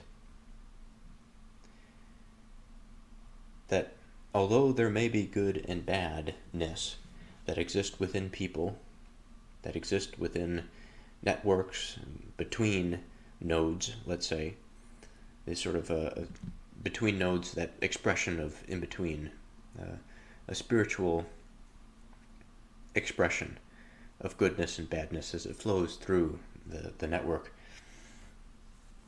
It seems as though we are trying to get away from the either or of the previous statement. Neither will what we have decided is by nature truly the art of statesmanship ever voluntarily put together a city out of good and bad human beings. Because the statesman, well, maybe I shouldn't say because, but just out of that which seems reasonable for a person who wishes to start a society, or a person that comes to power in a particular society, for profound change to be made, there are going to be profound transformations, I think, ontologically within the people that make up that society. Some of them, perhaps the majority of them, many of them,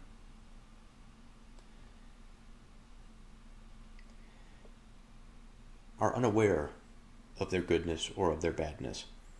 They go about participating in the way that they do because it's what they know. It's what they've been taught. It's how they have found to get by and to make a life for themselves. And I'm sure some of that, as in my case, it involves a little bit of good and some bad. But it's through experience that we begin to understand what the good elements are and what the bad elements are, what to avoid and what to have more of. He says in the next sentence, it's quite clear that it will first put them to the test in play. And so I think this test in play is that experience. It is that trial of learning. For my part, I tend to be quite a sensitive individual. And I think along with this sensitivity of heart brings a swelling of emotions.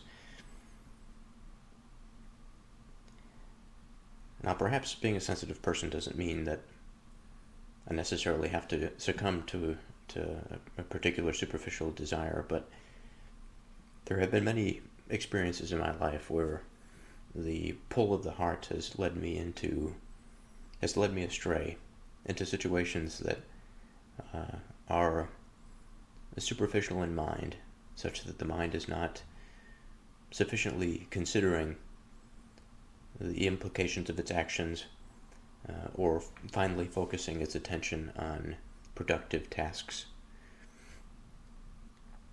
And that what the heart wishes, for whatever reason, is more of a passive experience, a simple, easy, soft experience. And a lot of learning that has gone into my maturation, and I'm sure many, has been to willfully accept the challenging experiences. And it's not to accept the challenging experiences at the degradation of oneself or of the soul, because we can have, again, the two sides of this, the extremes, but it's the harmony among the two, the sort of orderliness of my desires and the courage that is necessary to be a strong person and to have strong spiritual principles such that one's attention can be focused readily on things that matter and that are productive. So again, the visitor says it's quite clear that it will first put them to the test and play. and after the test it will in turn hand them over to those with the capacity to educate them and serve it towards this particular end. So what happens at the end of the test? Well, we know particular things about who we are, about how we have responded to things. Perhaps by the end of the test we don't understand how we were rated, or maybe we do. If the Statesman is to be this cultural force with the intuitive law, then perhaps everybody is sort of compared to this new structural experience, and everybody understands their score, so to speak. And perhaps it doesn't necessarily mean that it will compute for those who have scored lowly or for those who have scored highly. But at the very least, what seems to be implied here is that after this test, the knowing of where somebody is at allows them to be put through this filter by which or through which the people that have knowledge and expertise of teaching can make corrections or add on to the mold that they are given.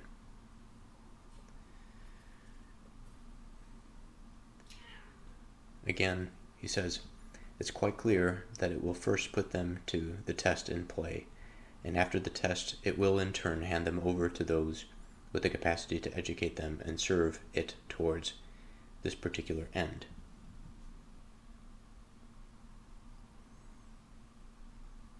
It will itself lay down prescriptions for the educators and direct them, in the same way that weaving follows along with the carders. So let's remind ourselves what the role of this carder is. The carder prepares raw wool for spinning by separating the fibers, removing debris, aligning them into a uniform workable state, producing carded wool that can be spun evenly. So this is an associated expertise. This is not weaving itself. It is not the expertise that takes the principled product, let's say the manufactured product, which is this warp and woof, and integrating them together. This is solely the expertise of the weaver. However, it's important to make the distinction between that separation, however small it might be, between the carder and the weaver. Because here we finally have an analogy.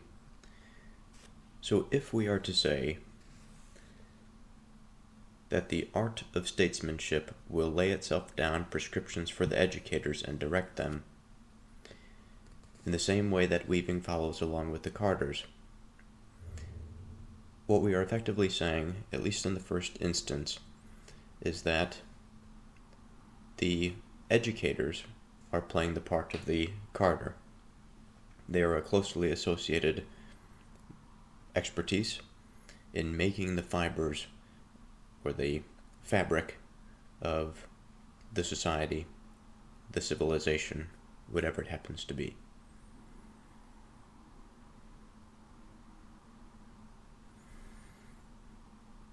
It is a type of, I like using the word step down lately for some reason, but step down in the sense that it is not the primary mode of expertise that we are concerned with, nor is it the mode of expertise that takes a refined good, let's say, like the education of a child, the development of an adult through education, and through tradition, through experience. All of this, the educator has a role to play.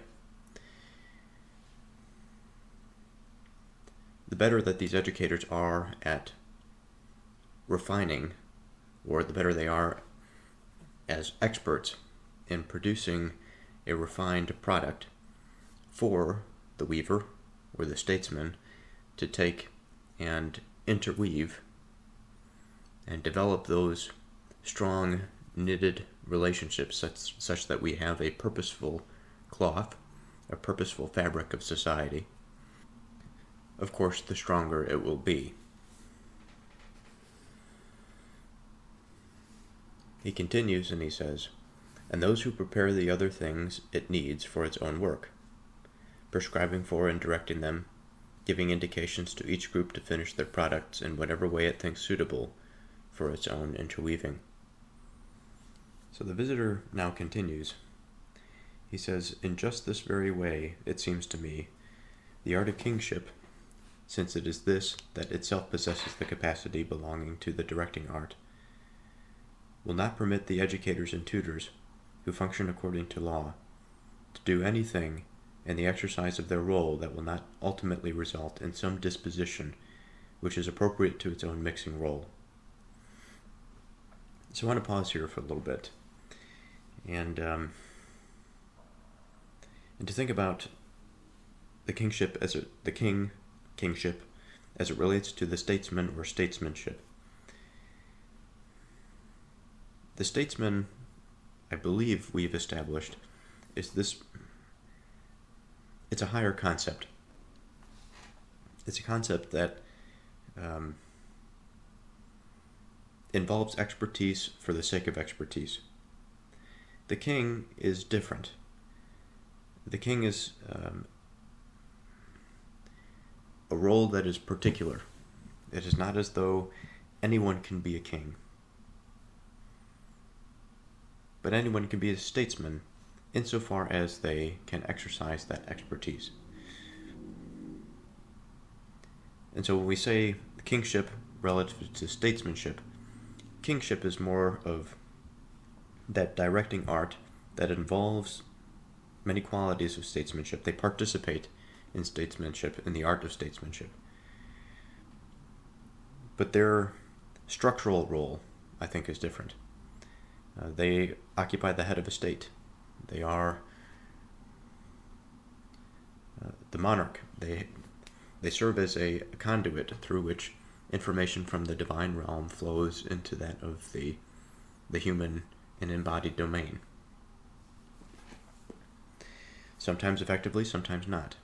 And additionally, I should say that the king is also a protector, a guardian,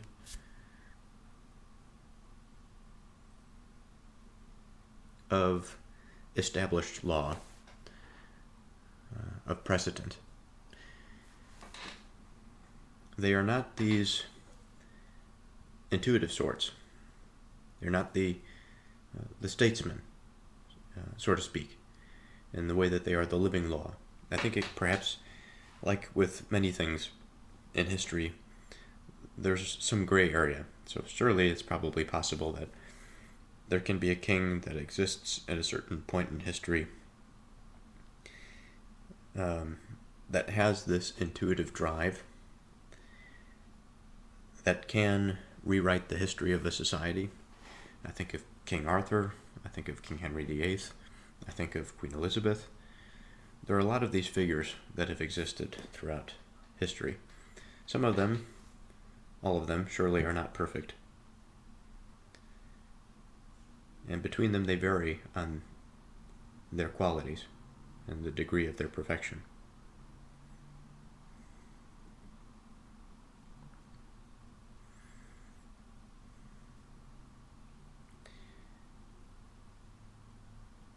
But I suppose I would like to reiterate that the difference between this intuitive statesman king and that of the statesman is that the authority and position of the king is specific to his domain. It is specific to a structural aspect of society, whereas the statesman is particular to the expertise itself. And so when we are talking about these educators and tutors, they are constrained by law. They're constrained by memory of ages that have been passed down.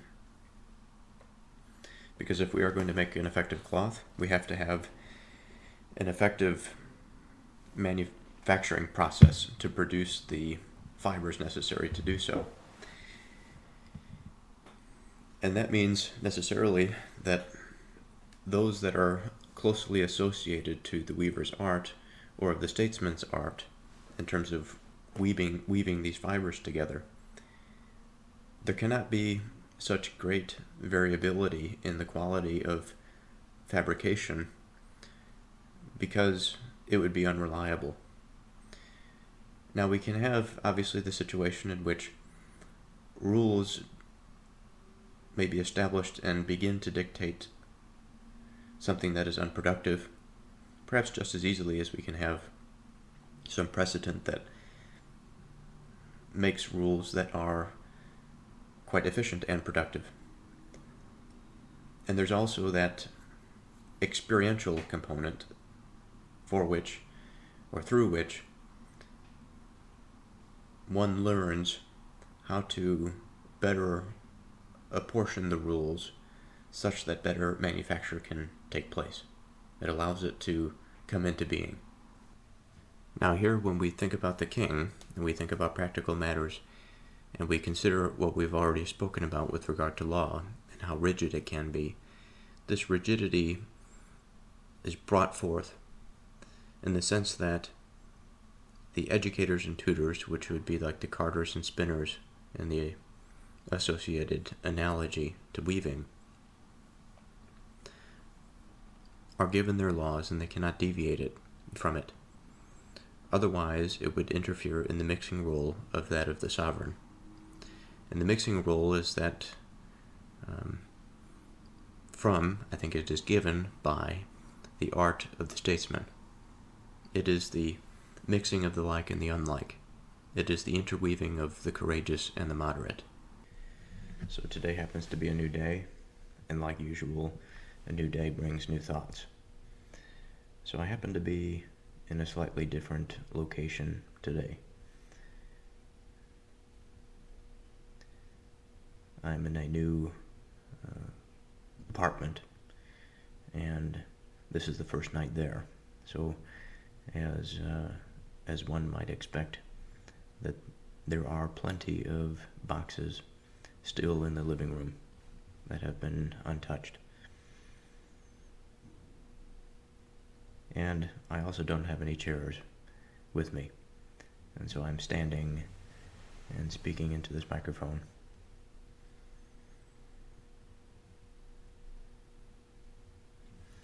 I'm also not sure about the soundproofing of this place relative to the other that I was in, so I have to be a little careful.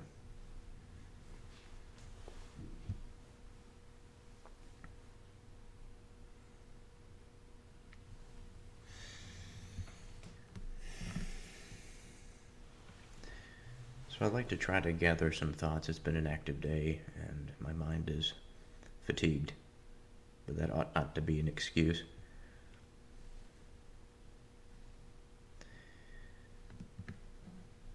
So focusing the mind now on the statesman, of kingship, of that relationship to the subordinate arts, subordinate expertise, that are closely related but yet do not participate in that expertise of the king or of the statesman.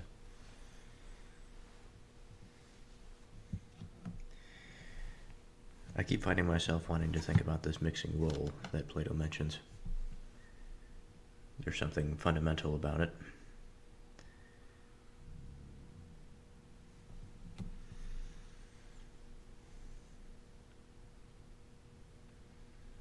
As mentioned before I left off the other day, we have a combination of something that is like and something that is unlike, or perhaps opposite. And yet by degrees, we are tasked to consider the ways in which perhaps they balance each other, or their orientation is such that their virtues complement each other. And it is by this harmony, by this complement, that there exists an appropriate mixing.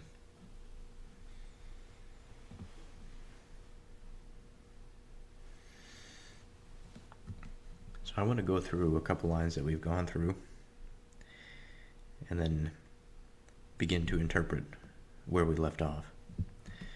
So the visitor says, "In just this very way it seems to me, the art of kingship, since it is this that itself possesses the capacity belonging to the directing art, will not permit the educators and tutors, who function according to law, to do anything in the exercise of their role that will not ultimately result in some disposition which is appropriate to its own mixing role. It calls on them to teach these things alone."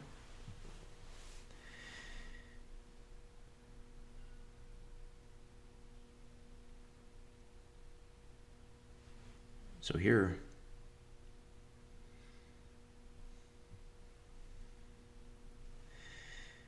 although this is not a very complicated segment of this, perhaps it doesn't even deserve a comment, but nonetheless, it calls on them to teach these things alone.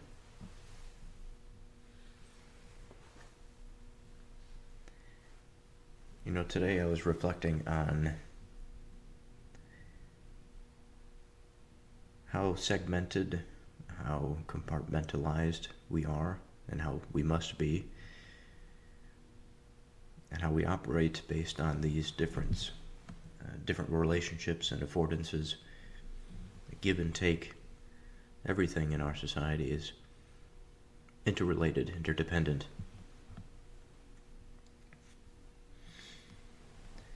And there aren't many disciplines for which people stand at the top to view it all. There's a lot of talk these days about a particular class of individuals that have a large degree of wealth.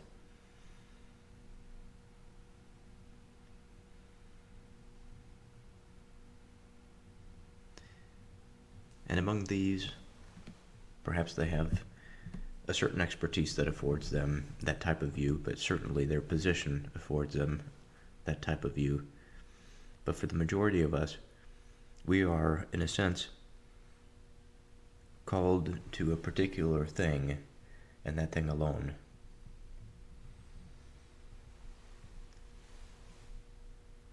And I think that there is a natural quality to this. It's not necessarily the case that we have to think of it negatively. I know that for my particular case, there's nothing special about me. My understanding is finite.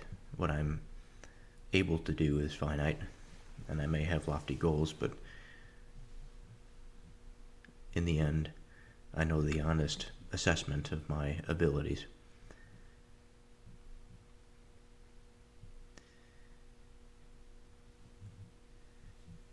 And I think it puts it in perspective that when we think about this now, on this big scale, the societal, civilizational scale, and we think about a teacher that is responsible for so much and yet for so little, they are constrained necessarily by the rules that they are governed, sometimes known, sometimes unknown. And these rules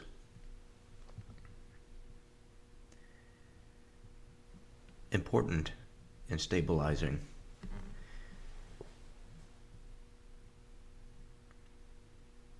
Again, we come back to this idea of potentially stabilizing, destabilizing, and potentially in need of change.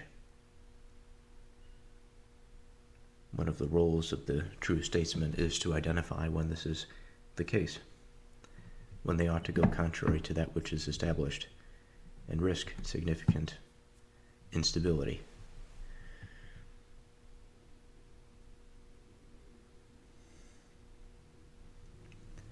The visitor continues, he says, "And those of their pupils that are unable to share in a disposition that is courageous and moderate, and whatever else belongs to the sphere of virtue, but are thrust forcibly away by an evil nature into godlessness, excess, and injustice. It throws out by killing them, sending them into exile, and punishing them with the most extreme forms of dishonor. So there's a lot of capital, emotional value capital, let's say, placed in what the visitor is calling courageous and moderate.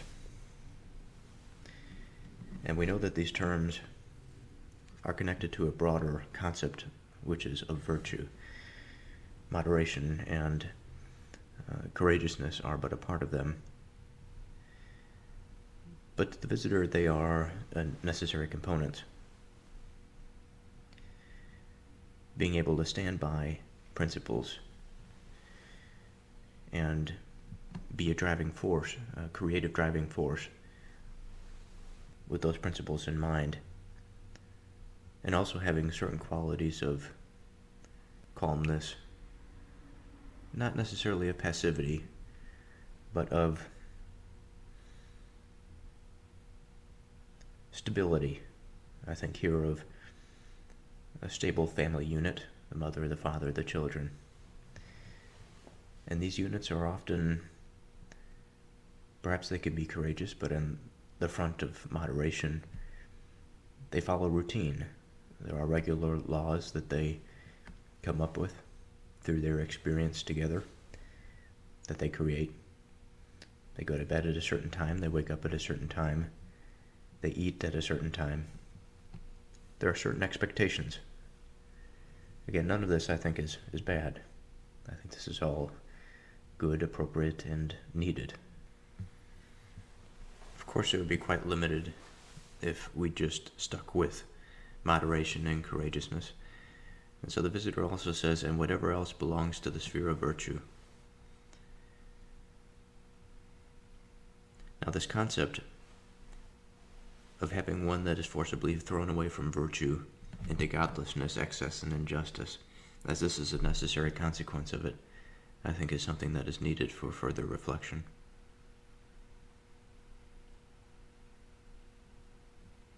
He describes a society in which,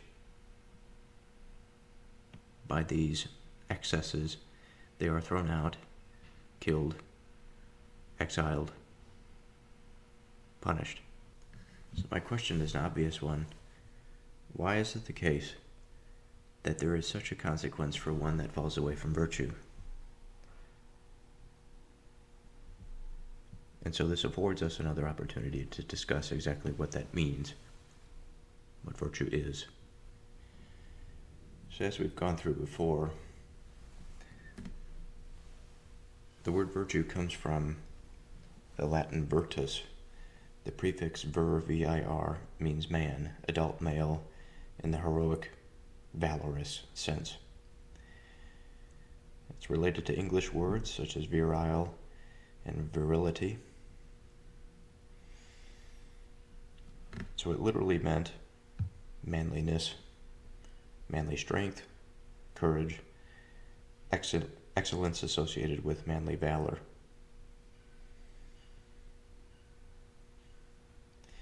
In early Roman usage, especially before Greek influence, virtus primarily referred to martial courage, bravery in battle, strength of character, honor, noble action.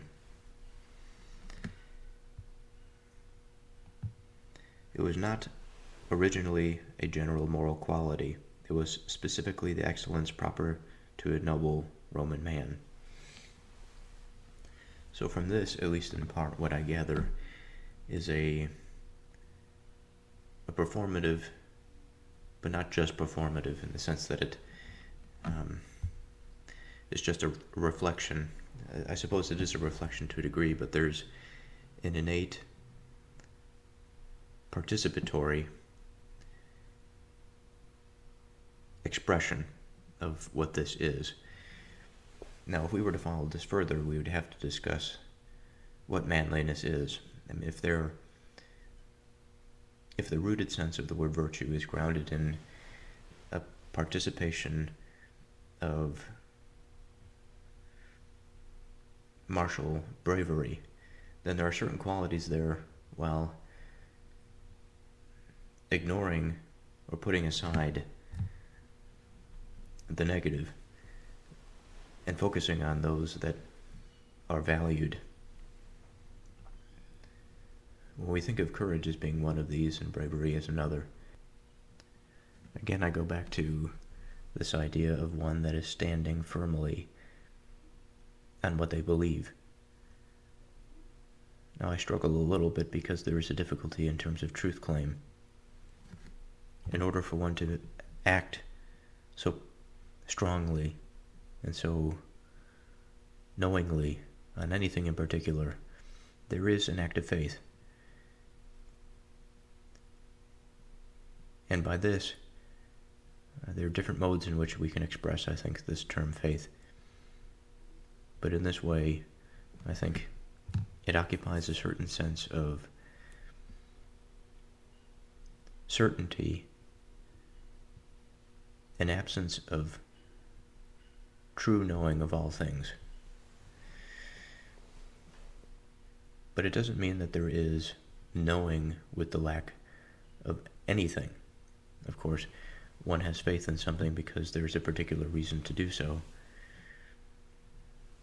And perhaps beyond just reason, there may be an intuitive sense there. The heart may afford us with some indication that we ought to be thinking or feeling in a particular direction. Maybe wrong or maybe right, but nonetheless, it all participates in that experience of faith. This, I have to imagine, is part of the reason why the visitor is focusing on godlessness as part of that unfortunate experience that would lead one to be ultimately killed. Now, when the Romans assimilated Greek philosophy, especially Plato and Aristotle, virtus was expanded to translate the Greek word arete. The Greek word arete, the older, deeper concept, before Rome, arete meant excellence, the fulfillment of purpose, the highest functioning of a thing, the perfection of its nature. So, here are a number of examples. The arete of a horse is to run magnificently. The arete of a knife is to cut cleanly. The arete of a human being is to live rationally and excellently. The arete of the soul is harmony according to reason. Thus, arete is excellence according to nature. So when the Romans borrowed the Greek concept, virtus ceased to mean only manly courage and became moral excellence in the fullest possible sense. So what we have to do at this point is reconcile this manliness or the sense of virility and perhaps the penetrating spirit that's associated with man's nature, and then think more deeply about the fulfillment of purpose, which I think is at the forefront of this. It's no question that most men, if not all men, have a natural inclination to want to be a better man or have an idea of what a man should be. And I think that there is, when one is honest with themselves, a quite clear demarcation between those who are strong men and those who are not, for whatever reason.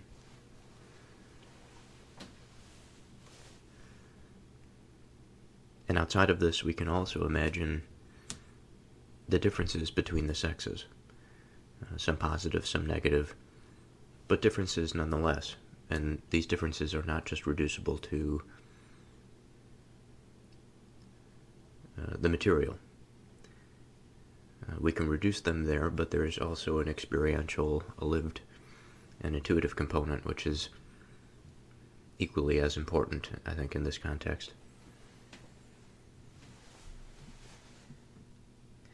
So this intuitive experience, this lived experience, I don't wish to say that everything that there is to know can be found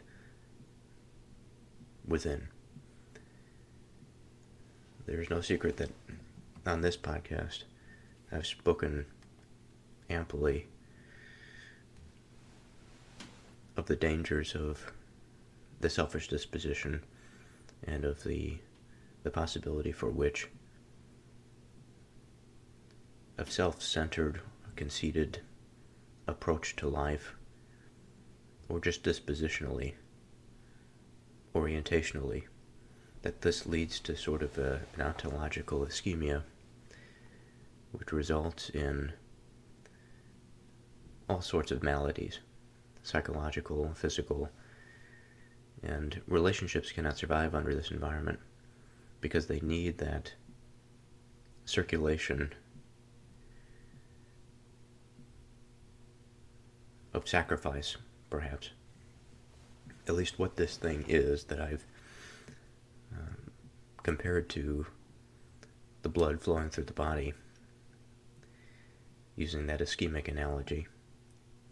Sacrifice seems to be at least a quality of this circulating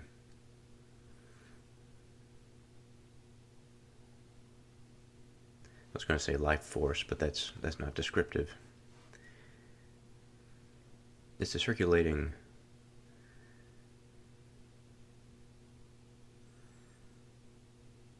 consciousness, I think. A consciousness that, a transjective type of consciousness that connects those others that exist on a particular plane of understanding.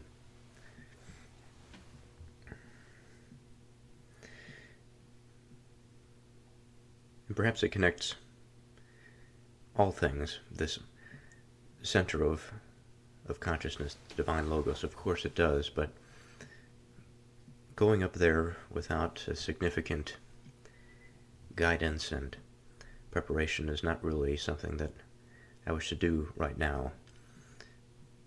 But at our level, I think it's clear that this transjective conscious experience, the connectors of the network, as it were,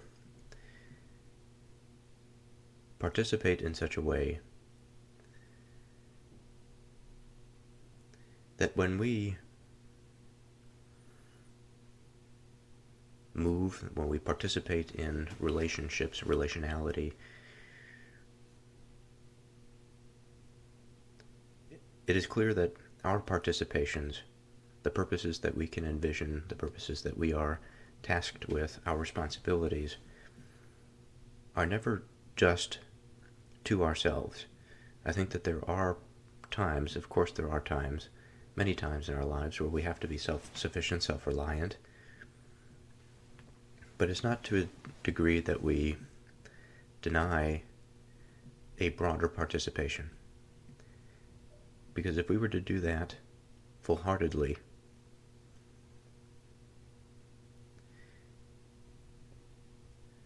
not just with individuals, but also with nature, we would perish. The material causes of nature would find us, regardless of how we feel dispositionally.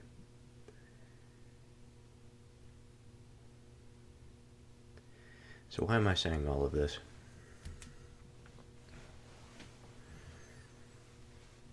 I say it because thinking about the self and its position, its orientation, the way it sees itself, the way it sees the world, the way it sacrifices, the way it accepts information, analyzes it.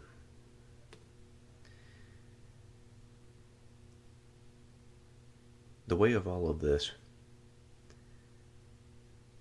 will create a certain end state, an ontological end state, for which the being possesses. And when we consider the man, we consider the virile, at minimum, we must be thinking the one that is looking out into the future. The penetrating spirit is one that wishes to take something of his experience and let it grow into something that is not his experience. And so while there are many ways in which one can go about doing that, this process calls forth a certain expression. There's a certain active participation that one must go through. And here I'm trying to skirt through all of the unknowns. Many of us make goals. Many of us have ideals. We wish to have particular purposes that we serve. But ultimately, there are plenty of things, I think, underneath the surface that we are unaware of. Plenty of purposes that we serve that we wish that we may not serve. But it's by our ignorance and our lack of seeing that we miss it. But if we have to speak more generally because of this potential, it's really no matter. Because what is before us is the vast landscape of potential participations. And while we may be ignorant of much or many, it's never too late to begin and to pick one and to set aside time, money, discipline, whatever it happens to be, to move towards those ends. Now, if we are to consider any number of these purposes, and of course, since we are talking in a Platonic sense, we are thinking about the purpose, the ultimate purpose. But any number of purposes, what we are starting with is reason. It is the reason for which something is done or created, or for which something exists.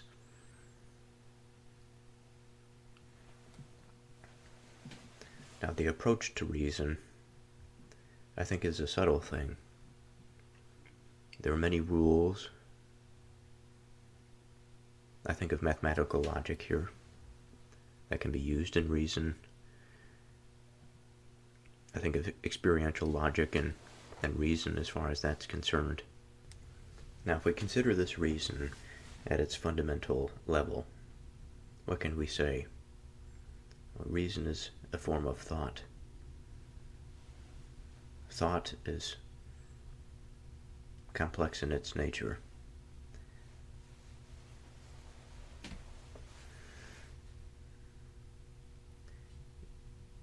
It involves, no doubt, input from the environment, information from the environment, and selection of that information.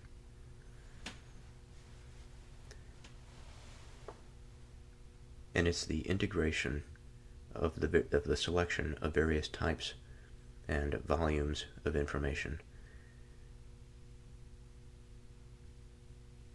The integration with a complex system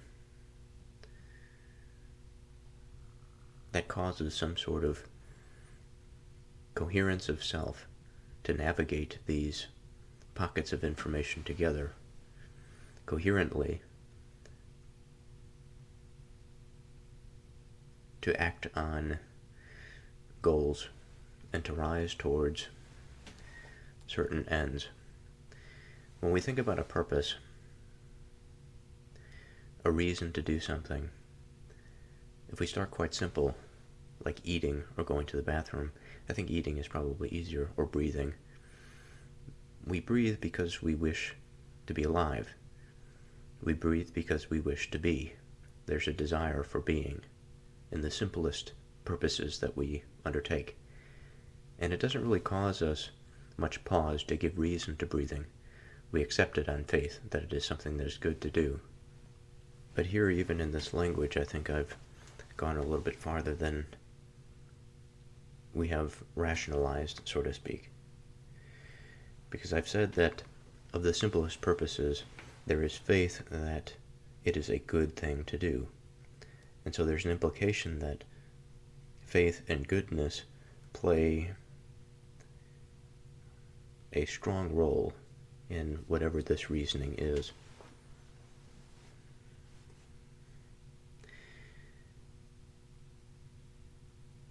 Now, we've established before that falsehood is a misintegration of information. And from the experiential side, the intuitive side of things, the language of godlessness, of evil, is something that fits quite well in terms of falsehood, because it is fundamentally void of purpose, void of reason, void of becoming, and void of being at the end of it all. So how can this be said and be consistent with reason? In the contemporary age, and even among some of my closest friends, godlessness is something for them, and at one point for me as well, a point of contention, or an ontological expression from a place of reason rather than the other way around. And being somebody that has been on both sides of this, that firmly believes on both sides of this, it's not an easy matter. And while those of us who are convinced in our ways surely will find great ignorance in the satisfaction and the safety of our beliefs, it is not the case that it is a simple matter.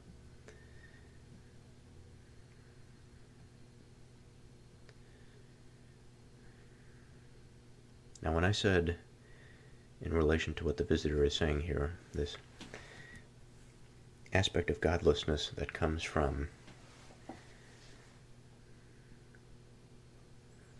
a lack of reason and a lack of purpose,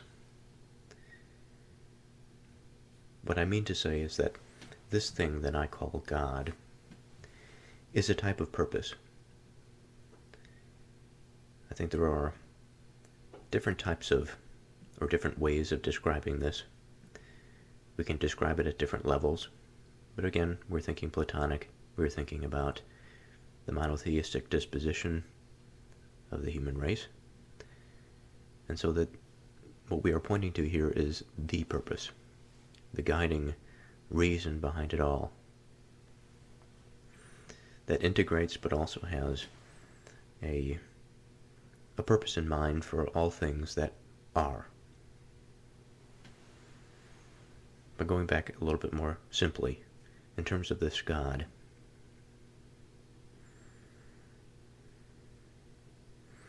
I see God as a purpose, more than just a purpose, of course. I think of God as both being and non-being. I don't think of God in a way that precedes being and non-being. I think that there is, and there always has been, in reality, this being and non-being duality, but unified under that divine logos. What does that mean? I mean, in the sense that non-being is a differentiator, an identifier, rather than the absence of being, and being as that stable point of ground for which we can consider matter, but anything that is. We can say it is a thought. It's an expression that may exist on a material substrate, or whatever it happens to be, that being finds its way into itself. This process by which something comes to be, for many of our reflections and all of our experiences, is the cause of something that is prior, or something that is already existing. And for all things, I trace this back to one. And this one does not need some previous cause to rationalize its being, because the rational principle of its being is grounded by many spiritual processes. And what do I mean by this? It's self-justifying in the sense that there is death, there is renewal, there is unification, there is disintegration, there is consistency, there is discipline, there is understanding, there is love, there is hate, there's anger, there's disappointment, there's frustration. But in the end, being does not go out. The flame of being, the light of being never goes out.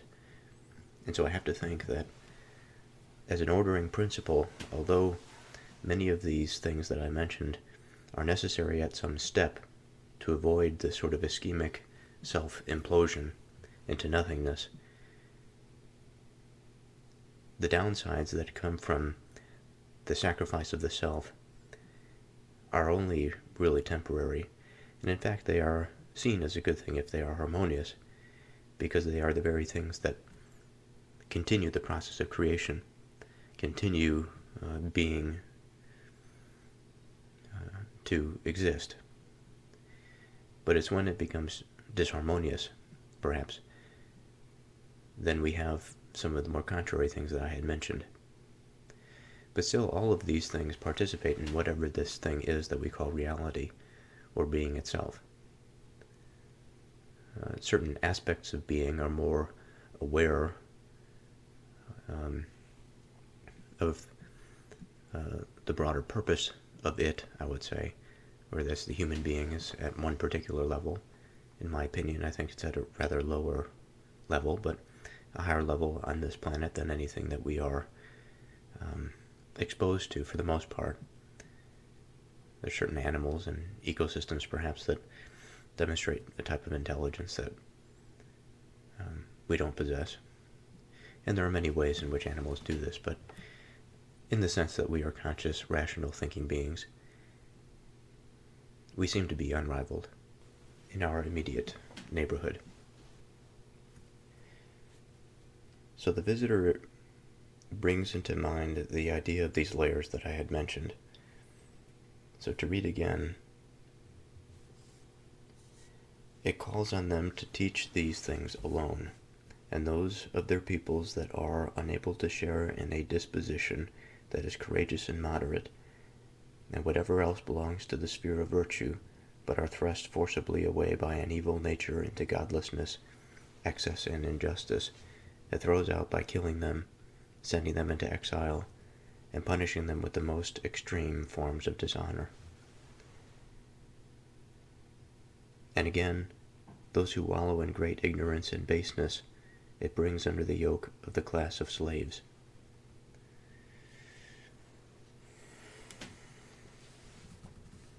So this is sort of what I mentioned earlier about that potential for the mind to be absent, to be unaware of its ontological orientation, and how this affects our relationship to the virtues, the penetrating aspect of the man, the upholding of righteous principles, and the following through with his attentive faculties.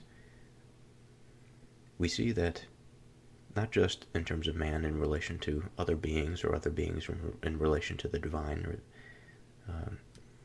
a strong ordering principle, whatever happens to be that we may observe and find within our experience.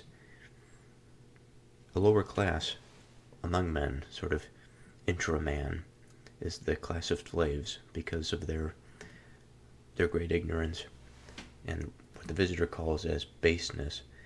And baseness is kind of an interesting term. When I think of base, I think of foundation, but it's not foundation in the positive sense. It's foundation in the simplistic. It's base in the sense that there is no real intricacy, that information flows in, and very little of it is synthesized. Very little of it matters to the mind. Very little of it is interested. All that is really concerned the mind is concerned with in the base sense, as we mentioned before, is sort of the basics, the breathing, the eating, the sleeping, the basic comforts, some degree of satisfaction. But higher level questions are irrelevant in this class.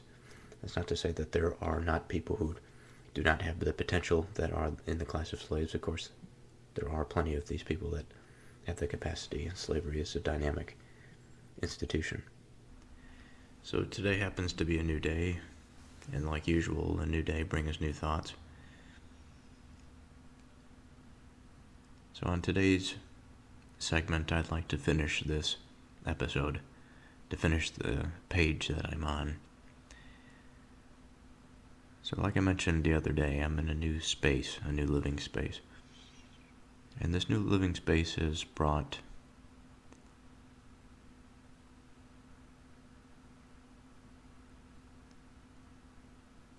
many things, but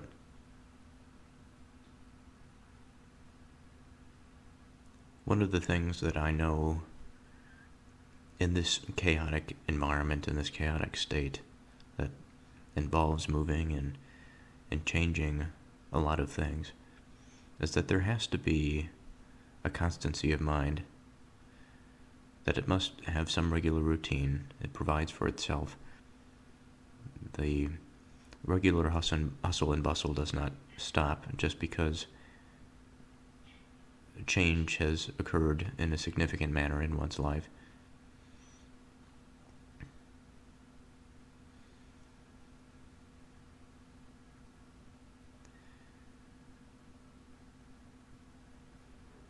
And I find it difficult at times to focus in the changing tides.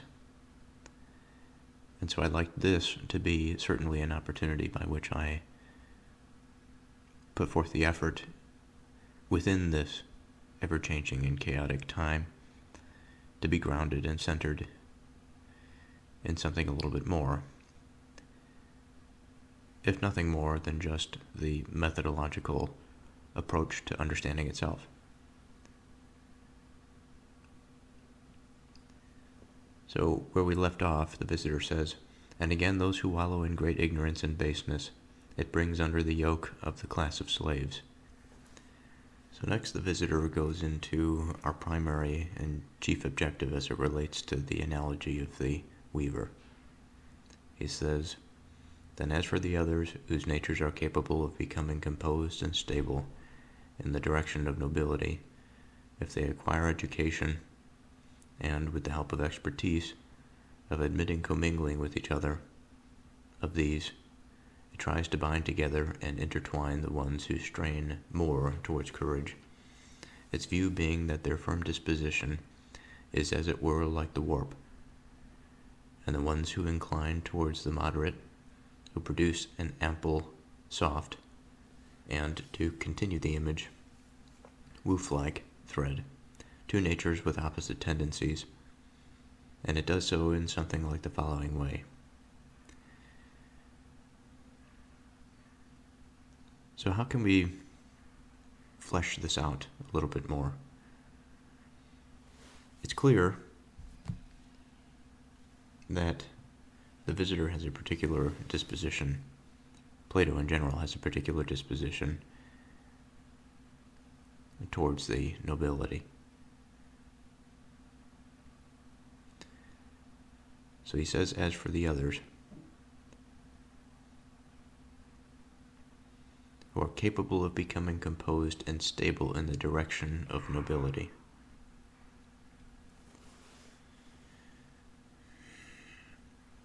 Now, the conceptions that are related to nobility are that of social class, high birth, a particular, we could say it's a type of knowing, or the quality of being such that they are known, so that there's a certain position that causes their being to be more readily perceived by others.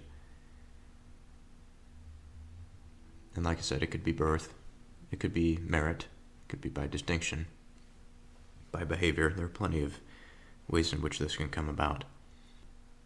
I find it a curious thing. People that have so much potential, and yet they can fall into these categories of the slave, the dispositionally possessed slave, and that dispositionally possessed noble on the part of virtue.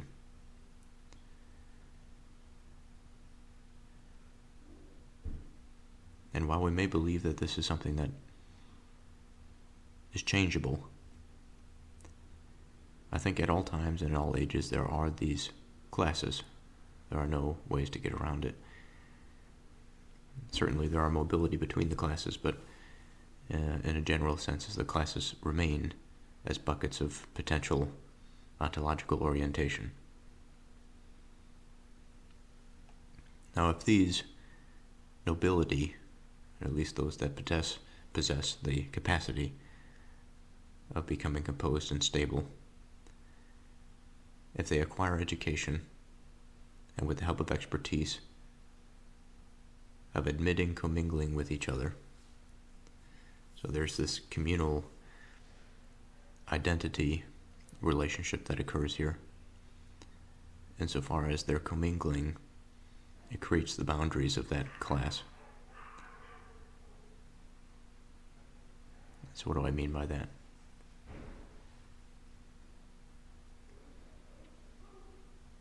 By their association, by their relation, it rejects that unpopular, godless, as the visitor calls it, excessive and imprudent type, and takes with them those that are disposed towards stability and directionally noble, or towards virtue.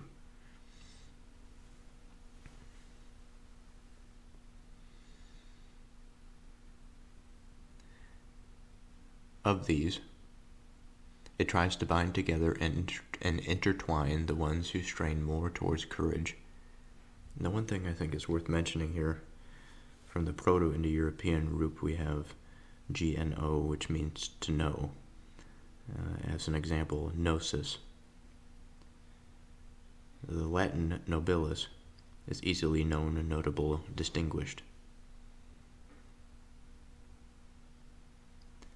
We have further iterations that have to do with rank and even later nobility of character. But all the same, it really doesn't matter what order it happened in, because it begins with, fundamentally, this idea of to know.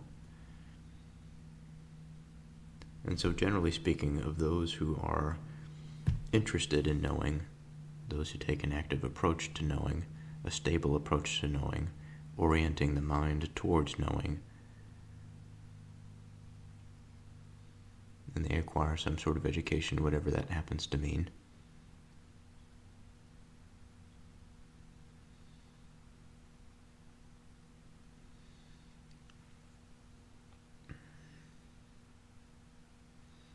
They find themselves in a network, a stable network, necessarily, because it's their disposition to be.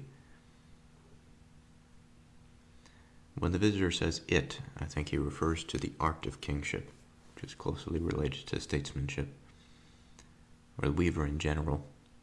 It tries to bind together and intertwine the ones who strain more towards courage and the ones who incline more towards the moderate. So we have these two. Again, we've rejected the potential damaging consequences that come from these two, and we reconciled the like and the unlike in the faith or in the participation of the good of both of these.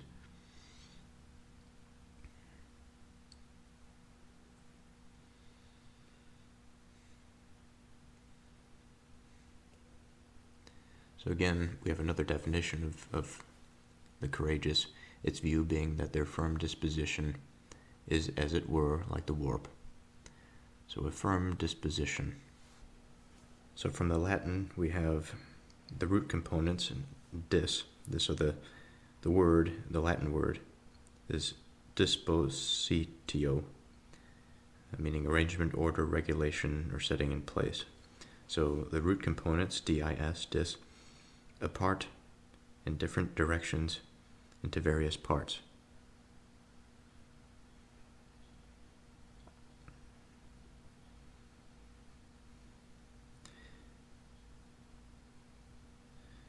And then positio, from ponere, to place, put, and set. So we have a putting apart, a systematic placing and arrangement, ordering, organization, placement, regulation.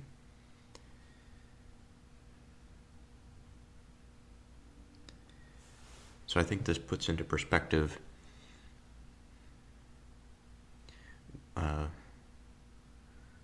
what the word means.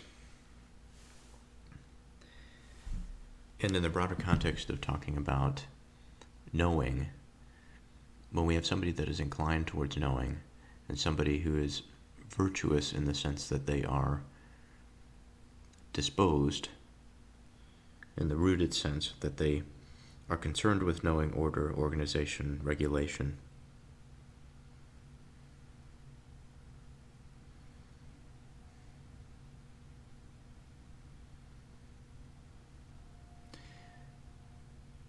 then we can see how at least this stable person emerges. Now there's something that comes to mind here, because within the moderate too we find the same kind of quality, I think. The image was brought up earlier of the type of person who goes about their day, sort of the standard worker bee. They maintain a certain level of order in and of themselves. And there is, of course, more to what we explored with regard to courage. It's standing on certain principles. It's standing on a certain disposition.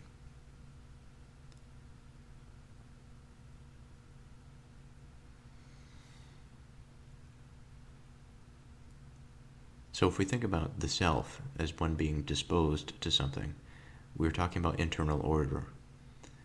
And one who is concerned with knowing their own internal order and identifying it and then standing firmly on it and acting on that is somebody who we would say is courageous.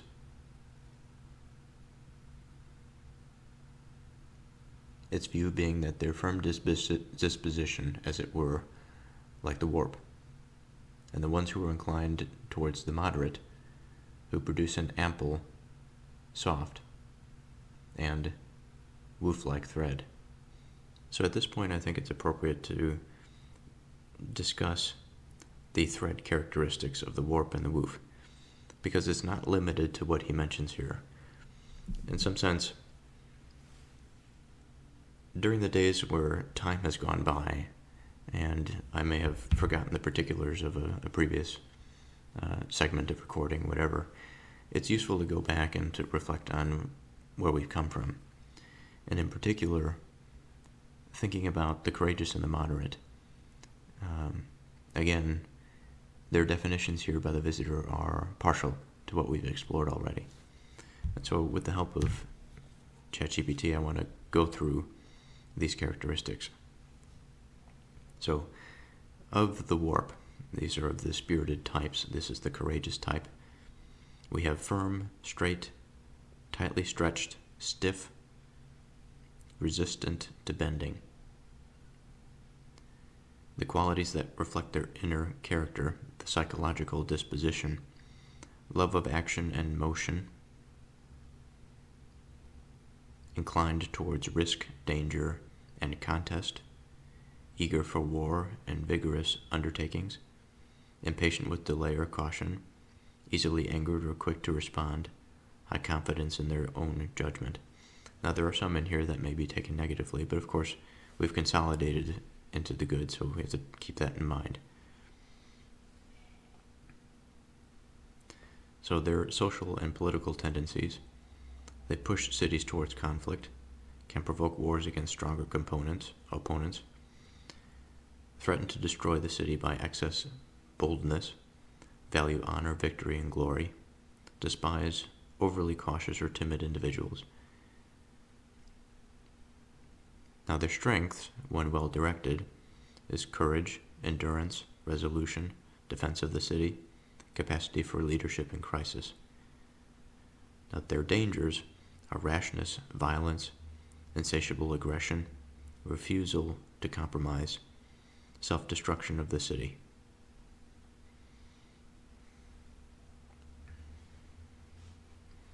Now the moderate, this is the orderly.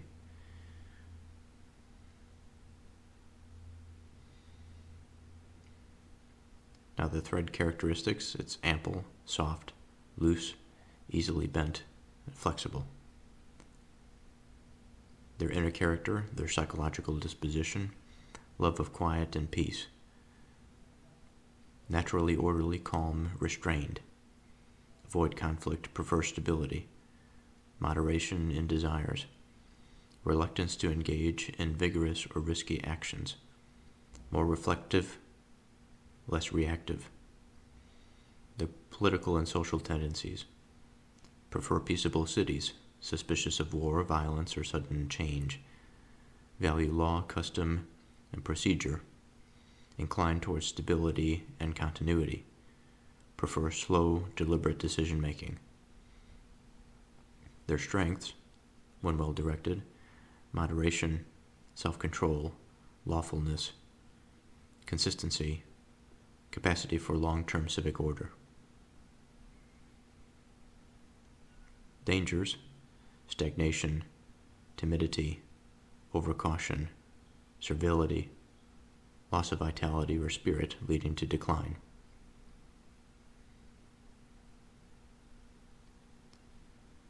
So,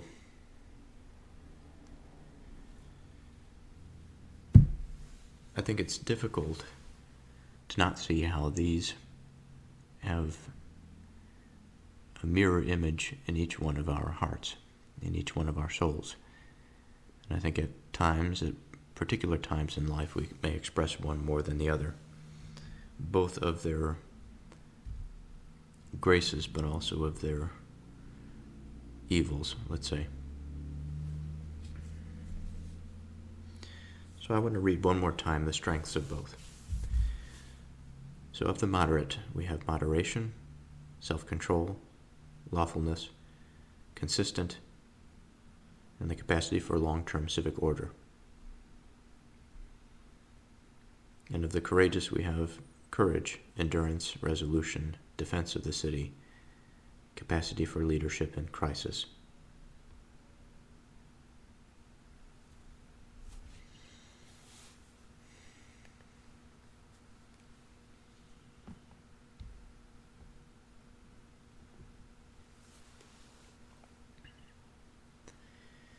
Now, in terms of weaving these proposed opposites, he says it is done by fitting together that part of their soul that is eternal with a divine bond, in accordance with its kinship with the divine, and after the divine, in turn, fitting together their moral aspect with human bonds.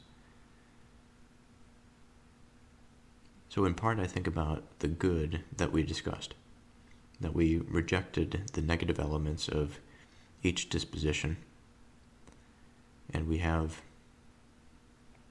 not only integrated the positive of these types, but also of the like and of the unlike, of the courageous and of the moderate. So fitting part of their soul that is eternal with that divine bond. So we're taking a particular class of individuals who are disposed to knowing and fall into these two categories of courageous and moderate. The statesman likely has a bit of both. He can see a little bit of both.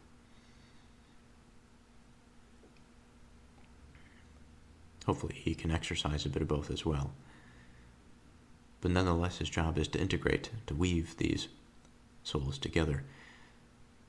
So that place where the soul meets the divine seems to be the place of the optimal goodness, so to speak. And what is this optimal goodness? Well, first, I think it's a goodness that of each type, of the courageous and of the moderate, that rejects those negative elements.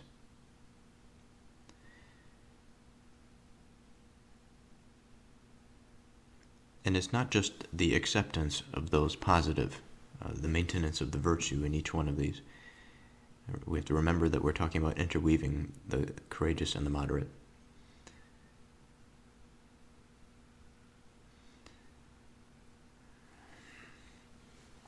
So I think in some respect we have to think about the image that we are being asked to consider. And we do that by examining the relationship here. So the first thing that I think is important is to discuss the soul, or the nature of the soul. And there's a particular part that the visitor calls eternal. So if this is to be some possibility, how can it be so? Well, if we have a person that is disposed, at the very least, we have an understanding of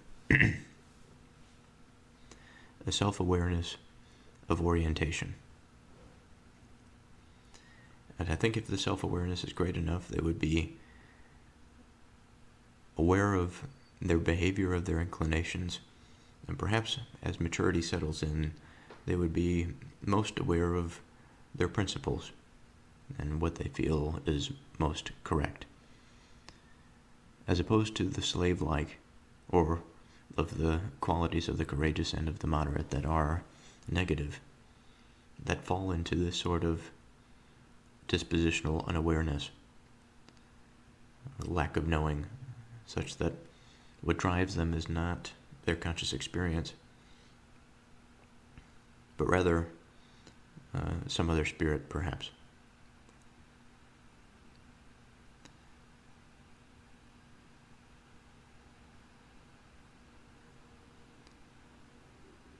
Again, he says, first, by fitting together that part of their soul that is eternal with a divine bond. Now, what is a divine bond? We haven't even gotten into the soul. But I think the soul is a conduit between the human experience and the divine. That doesn't mean much either. So as the human experiences things, I think we experience phenomena, information integration at a particular level, just as we can imagine cells experience information integration on one level and still maintain their identities. And all sorts of other animals do this. And then we can scale it up, of course, in terms of systems. On Earth, we can see the human systems that operate both governmentally, but also spiritually, religiously, scientifically, generally organizationally. But it's not just limited to the multitude of human beings that create this sort of separate agent. Certainly there can be agents of a more singular nature that possess a type of awareness at a level beyond ours. I say all of this to sort of paint the landscape here of possibility. And so the soul that is floating through this environment is connected to this thing we would call maybe a source code of reliability and stability. It is something that gives its own code relevance and purpose. It is by this relevance and purpose that it is able to act at all. It's by this relevance and purpose that it has any being at all.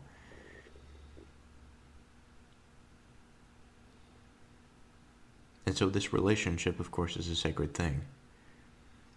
Being aware of and being related to one's purpose serves one well in life. And I think the beauty about life is that we can come to understand our purposes and And often it's not clear from the outset. When we are infants, it doesn't at least appear to be something that is predestined. There are many factors that I think narrow the possibilities by virtue of our existence, but also of the environments in which you grow up, and of hard physical, material facts. There are many things that go into that equation. So we have reason as our guiding light.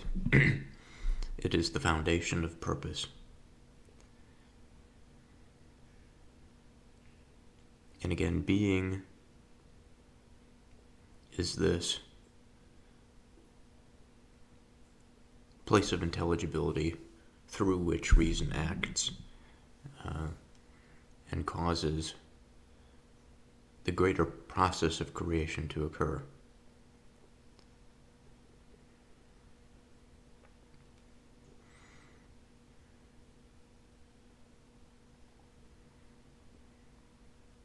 So the part of the soul that is eternal, I find this to be an interesting concept.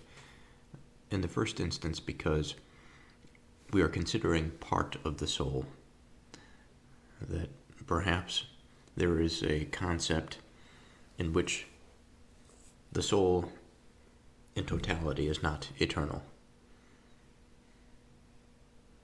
And I suppose that there must necessarily be a part of that that's true, in the sense that the human being is an embodied agent. When the human being dies, it's not as though the soulful expression of his being through material reality continues after his death in bodily form. That would be a contradiction. His body dies. What happens to his soul, I think, is another question. If we are to say that there is an eternal part of the soul, then of course an aspect of being that participated in the material experience would continue to exist. Now,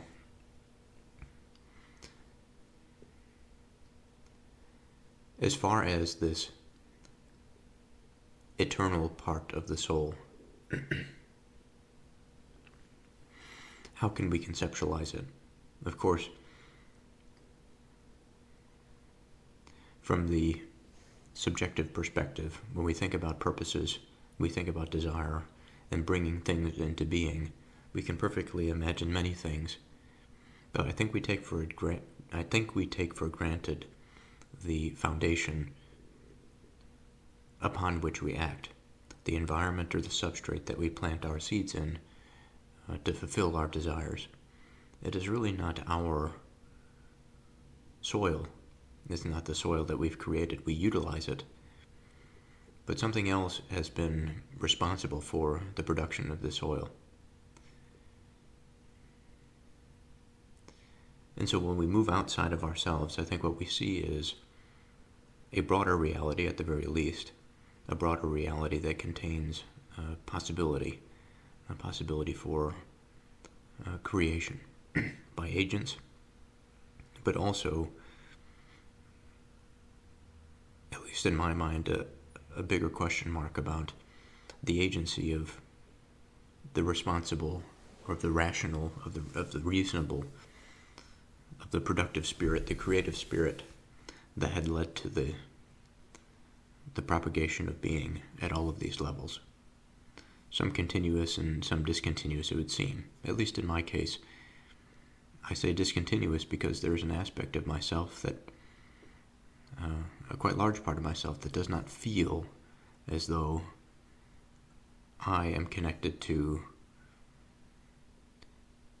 the eternal experience of being. This experience, as it is now, perhaps because of my own failure, is quite individualized. Identity, as it is very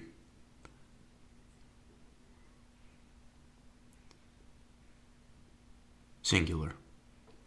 It's singular in its outlook, it's singular in its orientation. And I think that there are necessary reasons for this. And there are practices by which the individual moves away from this towards more of a selfless and participatory sense of ontological expression.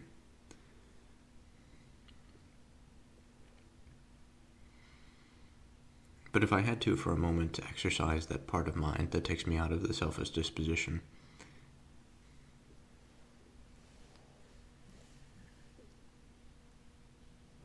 at the most immediate layer or level, I understand that my participation with others requires a sacrifice of self, such that I have to pay attention to other things that are outside of me. I have to utilize things that are outside of my own consciousness.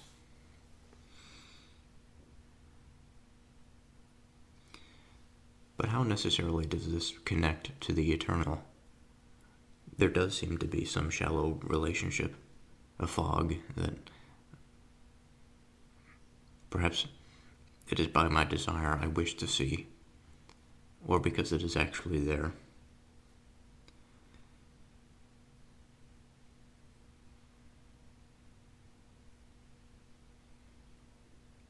There's a bit of a melancholy when it comes to the self. It can be quite a lonely place.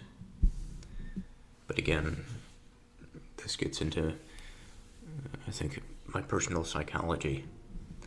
While in cases that are different from my own, I can imagine ontologies that are quite giving and less interested in their own inner workings, so to speak.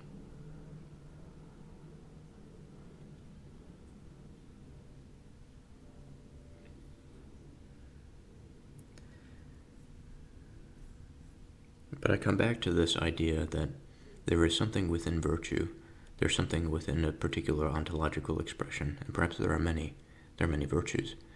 We all participate together to form this unified collective sense.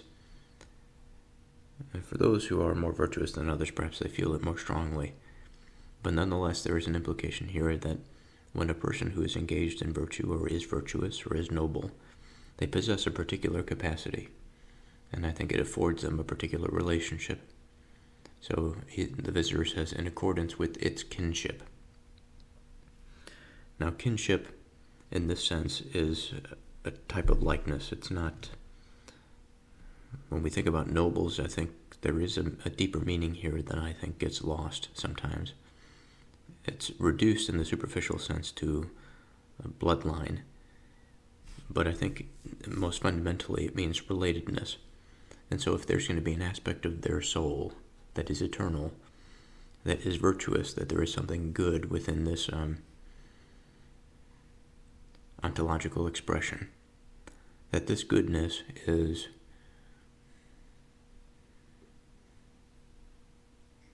maintained by their relationship, it is fostered by their relationship, it is realized by their relationship. I think realized is probably the most accurate term to use here.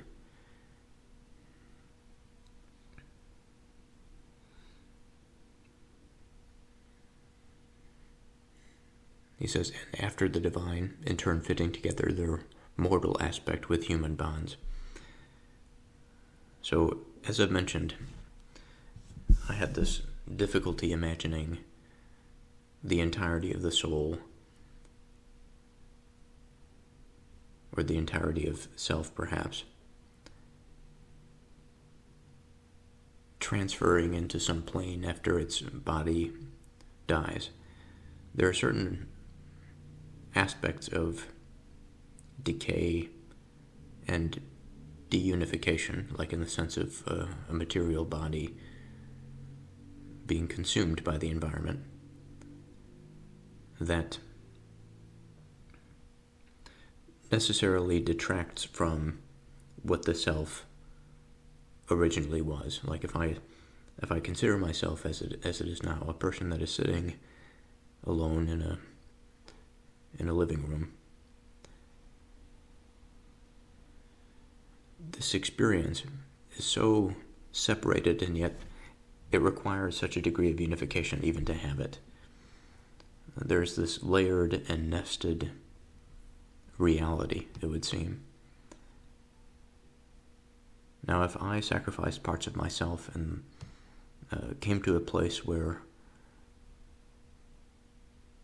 I wasn't alone, or I wasn't so inside of my identity, and that there were perforations, let's say, in the cell wall of the self,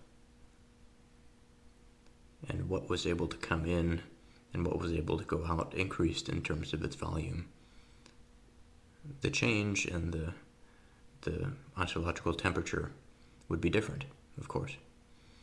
And I think that this sort of situation is a microcosm of what happens after death. If this material substrate is to be the thing that holds the conscious experience, in after death, we say that the material thing, the substrate that is responsible for the production of this conscious experience, goes by the wayside. We either are forced to say that the conscious experience and everything, including past experiences, goes by the wayside, or there is something different, a different process that occurs. And I don't mean to say that this different process would imply a type of existence that is the same as the one that had undergone death, but had previously lived. Now, if the self is to be a participant in a broader, purposeful, or reasonable experience, much like the lower layers of the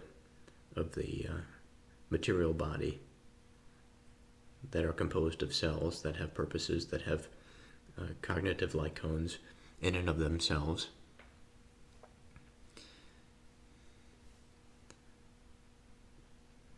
it would seem that we have to justify exactly how all of this, despite difference, and especially from a subjective standpoint, despite difference in ontological expression or levels or layers of being, that it can all participate, like and unlike, within this unification, much like we are discussing, of course. I think this is the point, actually, the woof and wharf.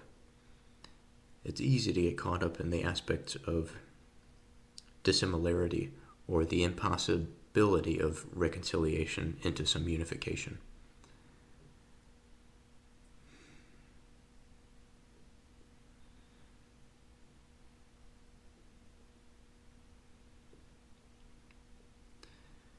When we move into kinship, what we are pointing to is the similarity of the harmony of being, it would seem, or the harmony of purpose. And for me, it's so difficult to imagine because the broader, large-scale, cosmological scale harmony is very difficult to see. Perhaps I see it in bits and pieces. Perhaps I'm so ignorant that I miss it often.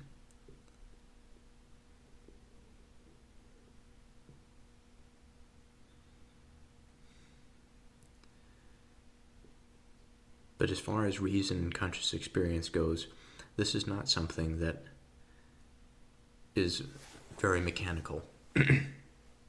This is a layer above that of the various cellular reactions that occur for neurons to fire. It is a layer and level of integration that occurs within the environment, the material environment, but is expressed on a broader scene.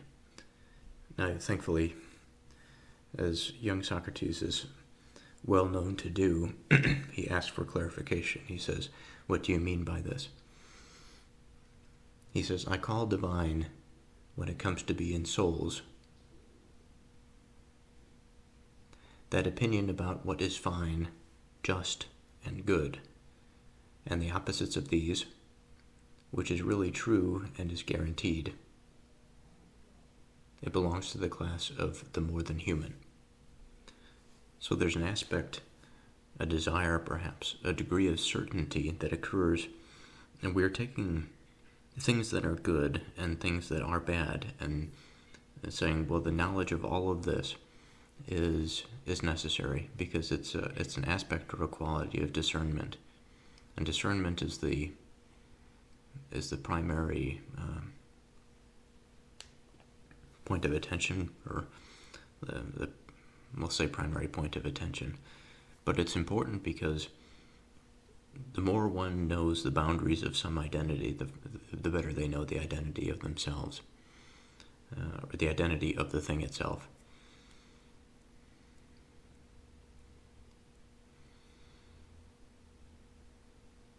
It's almost like looking so closely at an object that you can't see any of its aspects or its qualities, but if you zoom out far enough and you see difference that is associated on the periphery. For example, this book, if I looked so closely at the letters, eventually I'll just be looking at a black piece of ink.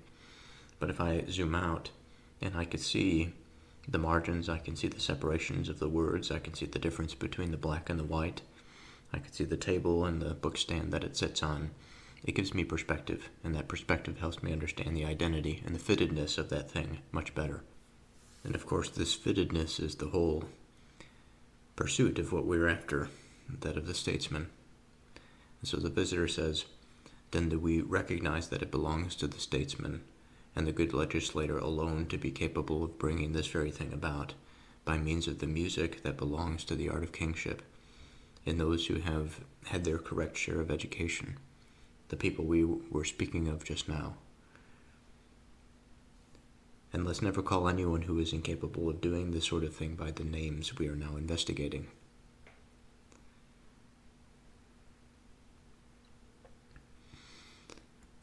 He begins a new line of questioning, and he says, is a courageous soul that grasps this sort of truth not tamed, and wouldn't it be especially willing, as a result, to share in what is just, whereas if it fails to get a share of it, doesn't it rather slide away towards becoming like some kind of beast?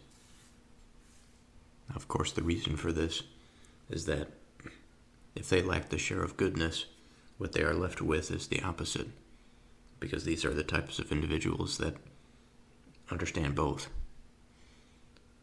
It doesn't mean that they would be an expert in integrating both, but the understanding of both.